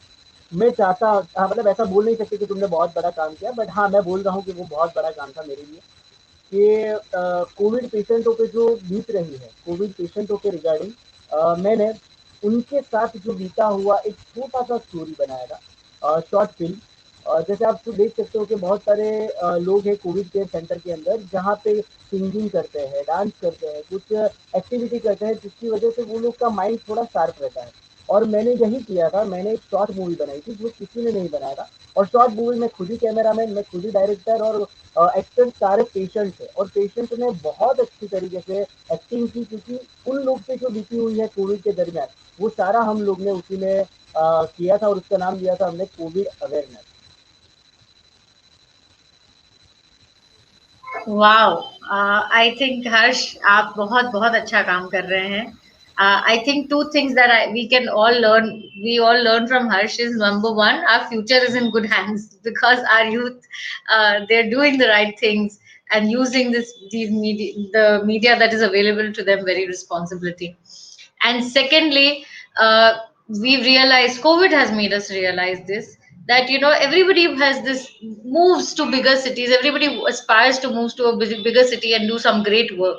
What we don't realize is that we need to stay where we are and maybe make our cities, make our smaller towns more self-sustaining, more develop them. And all of us have the power to do that. Thank you so much, Harsh. All right, moving on to our second round and coming back to Moira. Moira, can you share some examples of young people taking the lead using social media apart from Harsh? Thank you so much. Harsh is an amazing champion for UNICEF, and he's been an advocate for adolescent and young people rights. And I have to say this, and he hasn't spoken about the Corona rap that he developed, and he's sung it. He features in the video. He's edited the video. So there are lots of things he's done, and hopefully, if we have time, maybe we can listen to the rap as well before we wrap up. Coming back to amazing work that young people have done, it'll be very difficult to maybe single out one or two. But overall, maybe I'll share some of the achievements of the Young Digital Volunteers program. And as I said, we have 50 young people, and they've been working for the past 3 months now and have been able to reach more than 700,000 people across all 33 districts in Gujarat through their digital activism. So they've done very basic things. It's like simple sharing social media posts, developing some reels, maybe even organizing consultations with young people and their peers. And because we are surrounded by negative news so much, we thought that it was important also to hear about or see positive changes and showcase them. So what the volunteers have done is they've organized a video series and they're calling it Tales of Optimism. So that is something to look out for. It features on the Young Digital Volunteers Instagram account. They also have a shoot Tamne Khabar Che, which is a Gujarati fact-checking series, which roughly translates into "Did you know?" And because they have the ear to the ground, they know about the latest rumors and myths which are circulating in their family, friends, peers. They're able to come back with those particular facts which need to be checked. Other than that, there are young people and volunteers who are also working on ground, whether it's distribution of food, medicines, even fundraising. I've already spoken about the Young Warriors program, and if you're looking at the numbers, I have it here with me. More than 2.6 million young people have taken action. More than 1,350 partners have been onboarded on the program, and more than 7,000 capacity building sessions have been already organized. And we're just talking about a month. Then we have the Young People's Action Team that Harsh is also a part of. Remarkable group of 14 young boys and girls who are champions and advocates for supporting the UNICEF program. And we always go back to them as a sounding board in terms of, we are developing a program for young people or a campaign. Can you give us your inputs? Do you think it will work? And, early on at UNICEF, we have realized that when we are working with adolescents and young people, we need to work or develop programs with them and not just for them. And always keep them at the center of our program. And two other things that we need to keep in mind, which also feeds into our Young Digital Volunteers program, the YPAD program, is to not look at young people as a homogeneous group, but respond to the diversity of their needs. So I think that's what we're trying to do. And we have an amazing bunch of young people that we are working from, and they continue to inspire us on a daily basis. Thank you. Wow, thank you so much, Mara. It's just so nice to know that such amazing work and such small but beautiful and impactful things are being done by the youth today.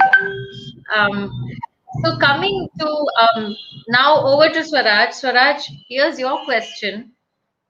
How exactly did social media help in your initiative during the COVID-19, during the whole year, maybe, and maybe you can share some examples or small anecdotes. Sure. So I think, as I mentioned before, one was the whole crowdfunding element of it, right? But all the resources we have is through social media, be it the volunteer program we run, or the most important one, the feature is the report hunger thing, which I told you about, right? Which kind of allows us to build this local intelligence. But even there, we kind of realized over time that, what we have is a Google form which might not be accessible to the actual beneficiaries because they are not on Instagram and Twitter. And here we're talking about, let's say, the 10,000 homeless people in Mumbai, right? They don't have access to, smartphones, maybe even feature phones. So right now, at our level, we are kind of trying to go a little deeper. We're working with the platforms. We're working with Twitter. We're working with WhatsApp. We're launching a bot on WhatsApp soon, multi-language, which will allow us to kind of go a little deeper.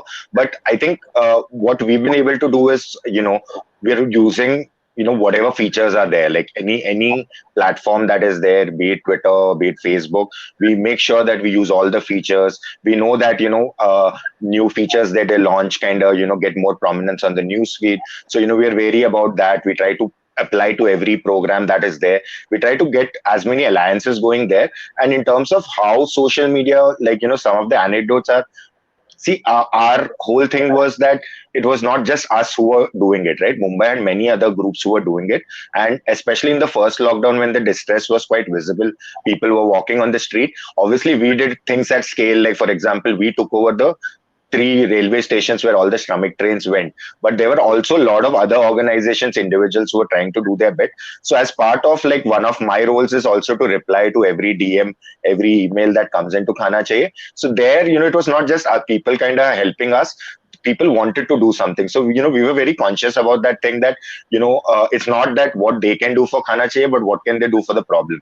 So, we, over the years, we have mentored a bunch of smaller organizations. Some of them have become partners. Some of them run like even larger operations than us. So that whole collaborative thing that happened, that was really good to see. And this was completely driven by young people, right? They would just, they wouldn't have any hesitation, right? They would just write to us saying, hey, what can I do? You let me know, right? I don't have creative skills or something like that, but I can give you 2 hours a day. So those kind of conversation, being able to kind of and actually even our ground force, like last time we sent a lot of volunteers on the ground.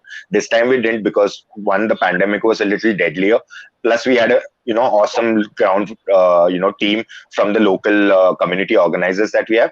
But young people have been like, I think Khana Chahiye is run by young people. Probably me and some of the founders are the older lot, but and I don't think something like this you can run without being brave. And obviously we took all the measures that was there, but with young people kind of driving key elements, and we have a completely decentralized way of running things. That's why we grow. So and in a lot of people who were volunteers in the first lockdown are leading like key verticals in this lockdown, or like the long term plan. So I think what's worked for us has been like finding the right tasks and giving people the right responsibilities, and just having a very open, we're very honest about what we do, what numbers we share, how we go about things. And once people kind of touch with their organization and they work with us, they kind of realize that. So for us it's in, and also again I have to thank the city, because it is the citizens who run this campaign, right? And Mumbai is responsive, Mumbai is responsible. So and as the young people here are as well. So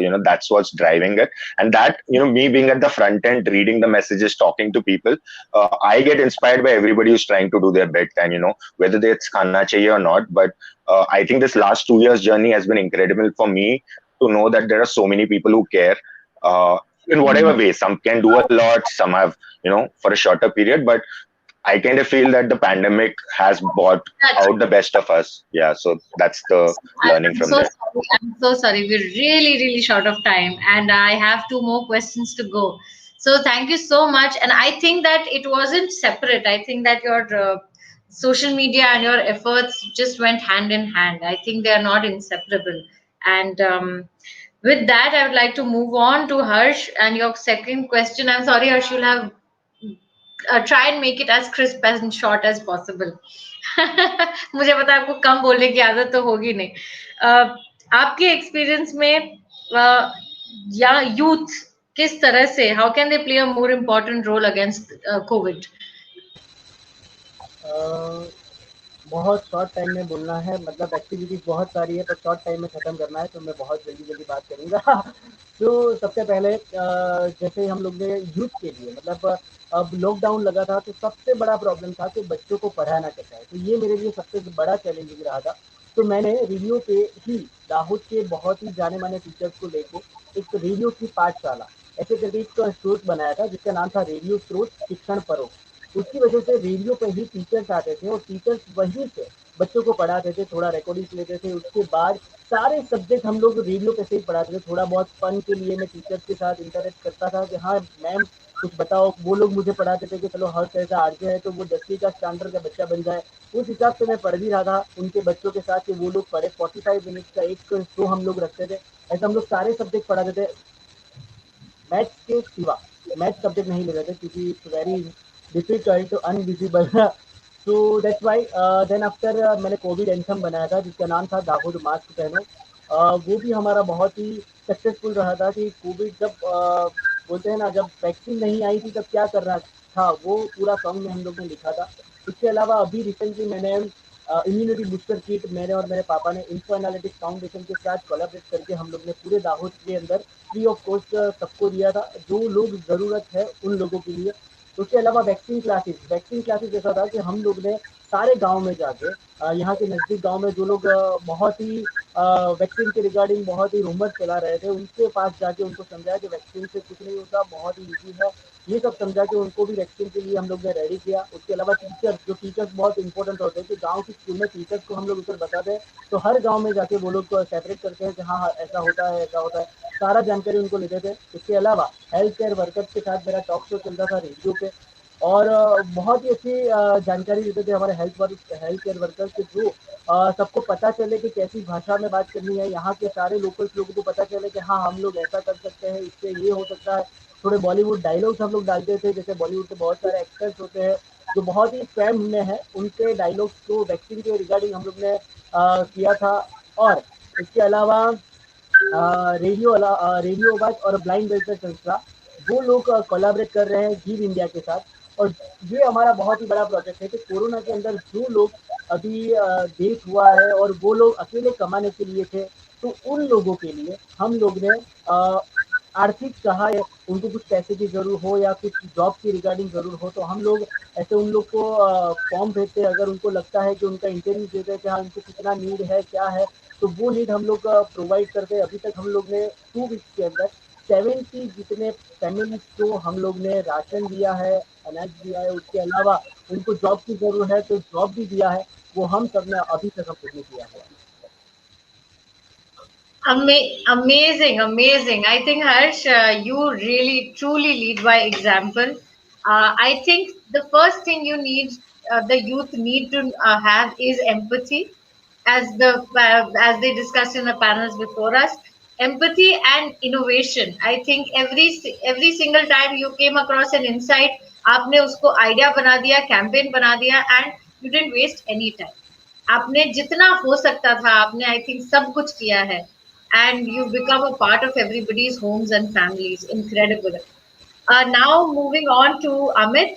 Amit, a, a few tips on how NGOs or citizen-led initiatives, how we can use social media to support our campaigns.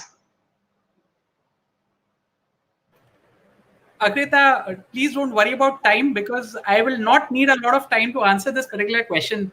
for the simple reason that what Moira and Harsh said are actually the template, to be honest. And I don't know how many people know this, but UNICEF India is the largest NGO on with Twitter followers in terms of Twitter followers of India. UNICEF, I think, ties it with Goonch, but they also have 1 million followers on Facebook, and they have about 40,000 subscribers on YouTube. So I think you only need to scroll their feeds to understand the template. And I think the biggest thing is to share stories and to involve your followers. Behind the scenes. Now, all this UNICEF is actually doing, so nothing to add there. But I would only share a couple of things that I feel are interesting from a US perspective. So, for example, US NGOs kind of try and do, and UNICEF is a global platform. They would also be doing it in other geographies. But they have a concept of virtual galas abroad. So I think if we can map that to India, it will make a lot of sense as far as personally I feel. Then we can have a little bit of campaign matching initiatives. And Moira, would you like to comment that you already do some of what I'm talking about? Absolutely, Amit. Absolutely. These are activities which UNICEF has been doing for a very long time in India as well. Yes.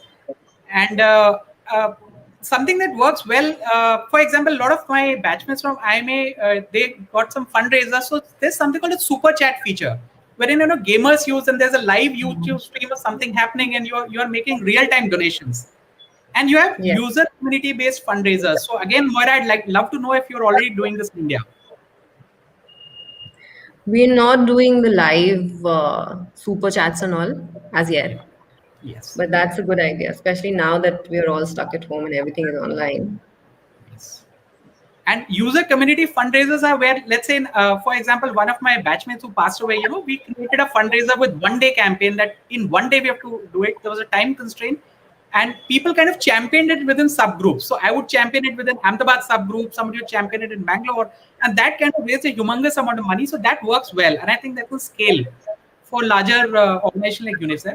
And I just want to end on a slightly, it's not a negative note, but it's a note of caution that we have all seen what happened with the Baba Ka Davas, this entire kand that happened.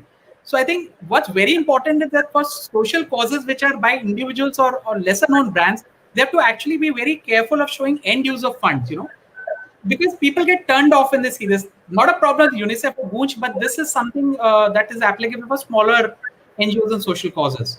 So I think that is a key takeaway from that entire episode, and that's and I would love to hear the Corona rap from Harsh. So I would truncate my comments at this point of time. So over to you, Harsh. Akrita, I would like to just conclude this amazing panel discussion, after which the platform, the stage is yours, Harsh. So, like we've discussed, social media has immense power. It has given all of us a channel, a medium to raise our voices. Now we have the power. We just need to know how to use it. So you can choose every moment to say or think or do something great, or you can choose to do something hurtful or mean. The more we need to have more influencers like Harsh, who stand for what is the right thing to do. And monkey see, monkey do. Children are going to ape the examples they have before them. So thank you so much. One more thing is that social media has this. It encourages speed over using your brain. Instead of thinking about what am I doing, what is this really going to help. So we had a lot of problems sometimes, because there were there was news about COVID orphans doing the rounds on stories on WhatsApp. People were trying to help, great intentions, they just didn't realize that it's illegal. It's not, there is a process. So what we need to do is balance, make sure that our children have that sense, they have the ability to think, not just ideas, but think about what the consequences of their actions are. And if thoughtfully and responsibly used, social media and our future are safe. Over to you, Harsh.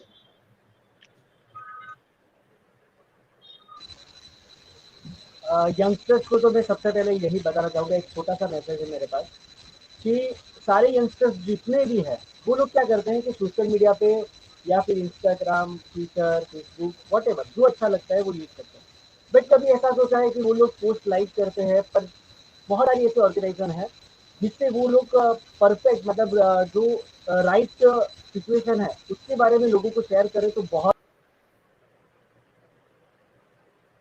Ah. Oh, we lost Harsh again. Okay, if he comes back, we'll circle back to him. But thank you so much, Moira, Amit, Swaraj, and Harsh. You guys have been absolutely amazing. I believe Lippy is back. So over to you, Lippy.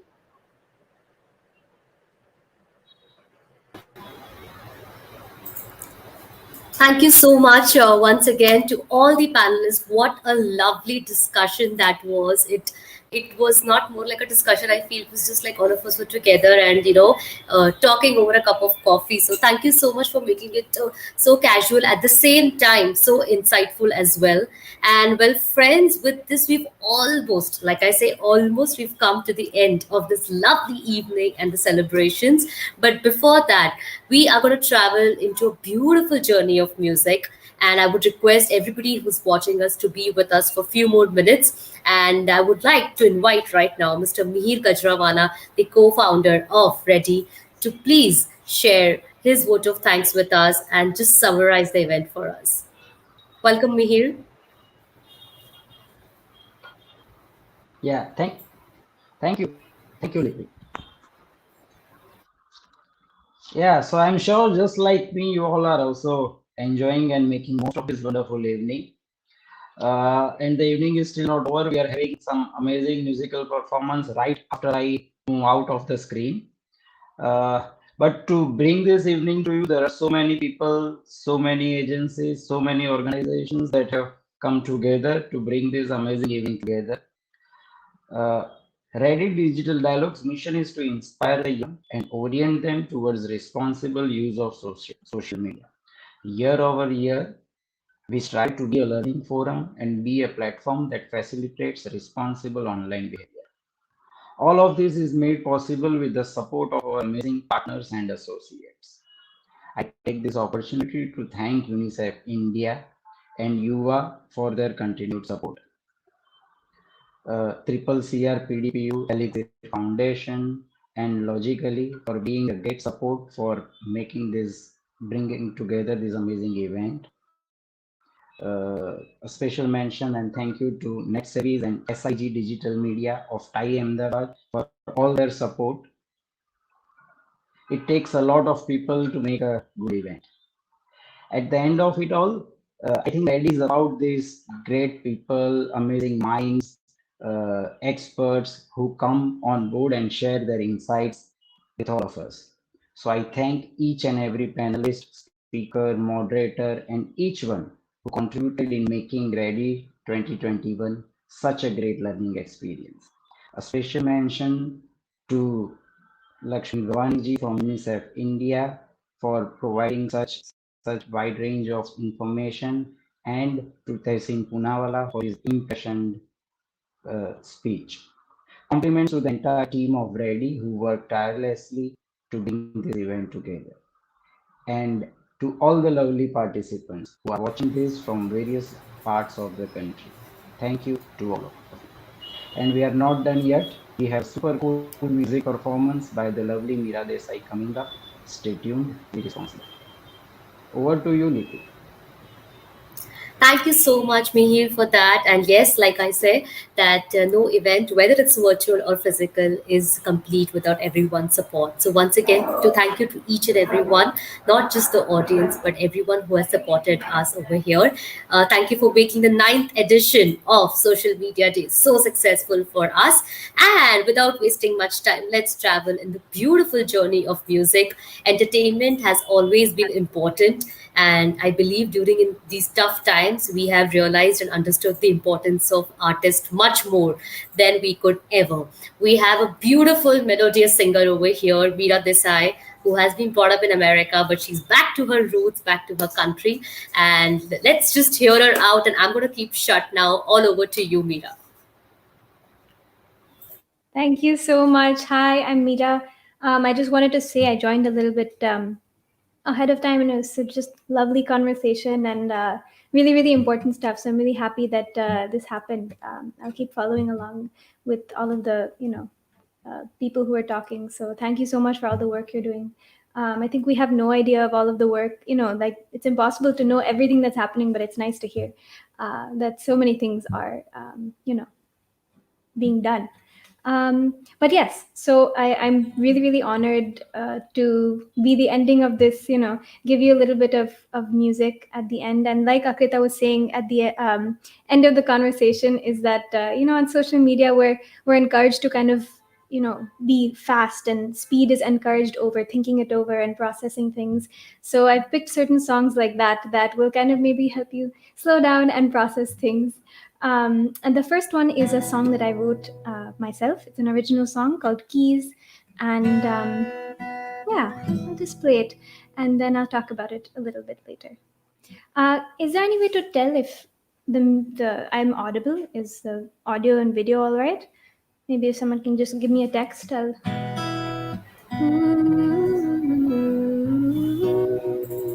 All good?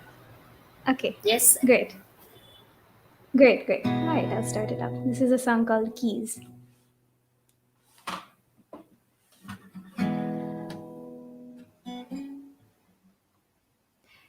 I'm gonna have to make myself a list of keys for everything that I've left locked away. And I've known that when things are locked away, they tend to waste away. But I'm willing to take the risk. Do I owe myself the truth? Will it change anything? Will it help? All I have here is another song to play, keeping the whole charade alive. 'Cause when you're the sole owner of a heart, you try to keep it safe from the very start. But we are a reckless bunch, so we give everything away. So we give everything away.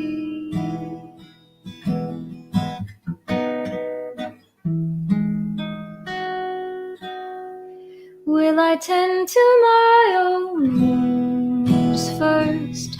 Because I know what I've been doing wrong. All this talk of wanting to ease my pain, letting it eat me away, I was not willing to take the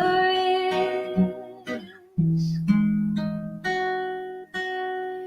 Will I make myself believe that everything that I've lost is coming back?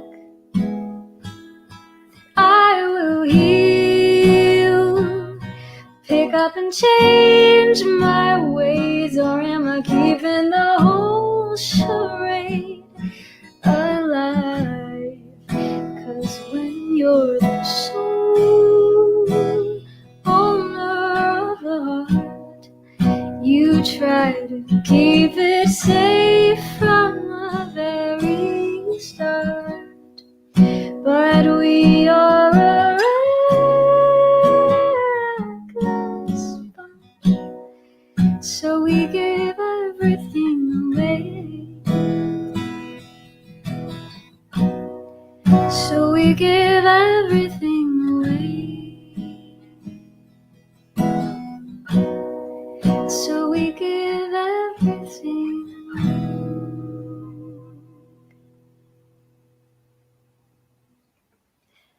Yeah, so that was a song called Keys.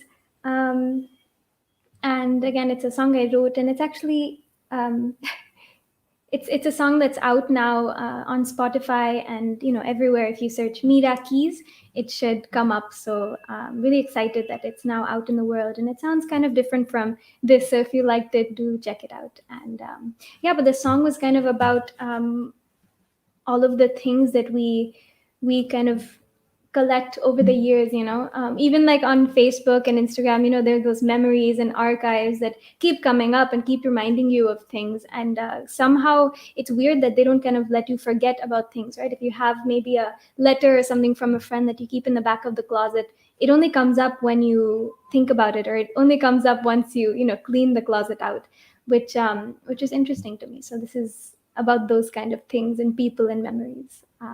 Yeah, but let me move on to the next song, which is a Hindi song, which I think a bunch of you guys will know. And if you do know it, please sing along.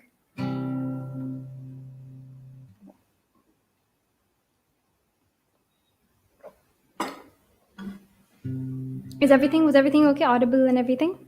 Guitar and voice? Awesome.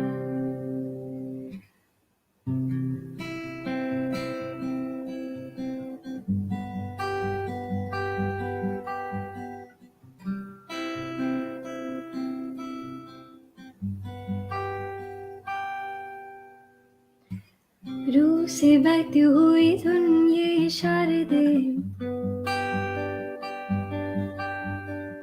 कुछ मेरे राज तेरे राज आवारा से खो गए हम कहाँ, रंगों साए जहाँ खो गए हम कहाँ, रंगों साए जहाँ तेरी मेरी रास्ते जादुई इमारतें है, मैं भी और तू भी है यहाँ खोई सोई सड़कों पे सितारों से कंधों पे हम नाचते उड़ते हैं यहाँ खो गए हम कहाँ, रंगों साए जहाँ खो गए हम कहाँ, रंगों साए जहाँ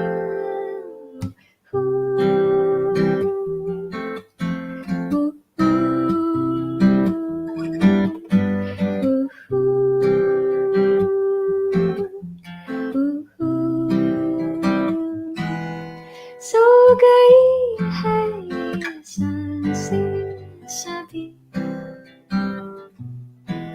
अधूरी सी है कहानी मेरी फिसल जाए भी तो डरना कोई रुक जाने की जरूरत नहीं रूह सी बहती हुई दुनिया इशारे दे कुछ मेरे राज तेरे राज आवारा दे कागज के पर्दे ताले हैं दरवाजों पे पानी में डूबे हुए ख्वाब अल्फाजों के खो गए हम कहाँ, रंग साए जहाँ हो गए हम कहाँ, रंग साए जहाँ तेरे मेरे रास्ते हैं जादुई इमारतें हैं मैं भी हूँ तू भी है यहाँ खोई सोई सड़कों पे सितारों के कंधों पे हम नाचते उड़ते हैं यहाँ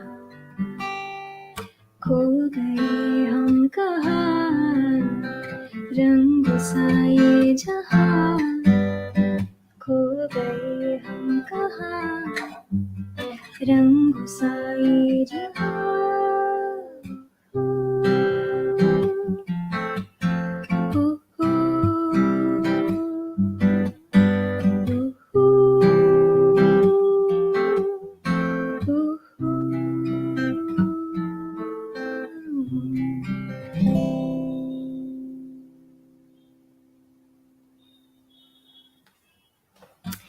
So that was one of the most calming songs I know. So I hope it has you guys kind of calm down and chill out. I really love that song. Do I have room for one more song? You let me know. Yes, please go ahead. Okay, awesome. Yeah, I just have one more song. And this is, yeah, so a little bit more about myself. I'll just input here. I think everyone was saying, I was raised in New York, and I was raised in, this whole big Western classical music scene. So I did choir, and I did, a lot of Western classical lessons and things like that. And then 7 years ago, I kind of moved to Hindustani classical music, which was kind of the reason why I moved to India in the first place. So yeah, but this is when I was in. So right now I'm in a lot of Hindustani classical music. So this is a nice glimpse back into my past. I used to learn jazz, and I used to do a lot of jazz when I was younger. So this is a jazz song called "La Vie en Rose." Again, if you know this song, sing along. I think if you watch How I Met Your Mother, you know it. Or I think this song is in a lot of movies, and just one of my really favorite songs. Yeah. Okay. This is La Vie en Rose.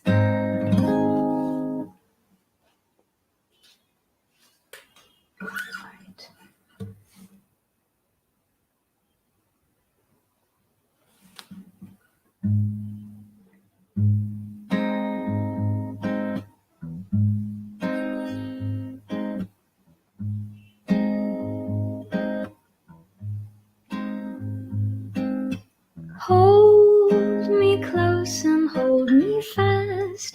This magic spell you cast, it is La Vie en Rose. When you kiss me, heaven sighs, and though I close my eyes, I see La Vie en Rose.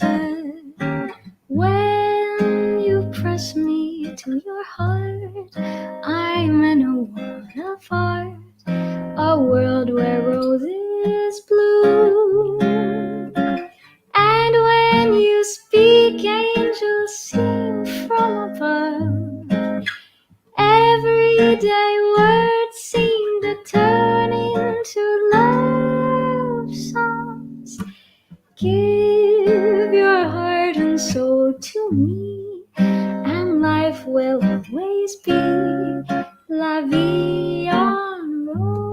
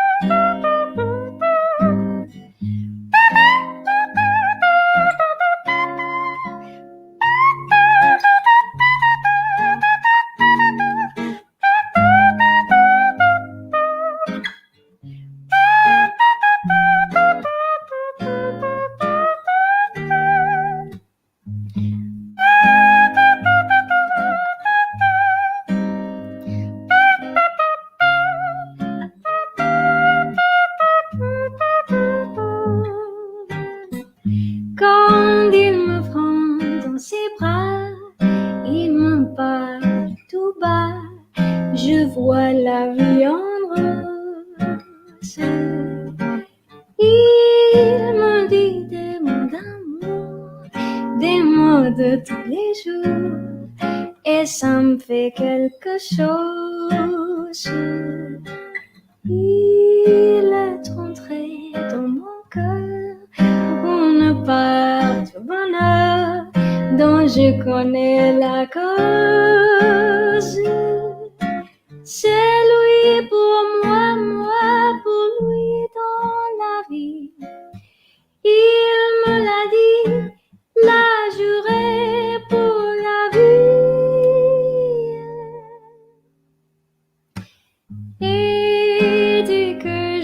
m'aperçois, alors je sens en moi mon cœur qui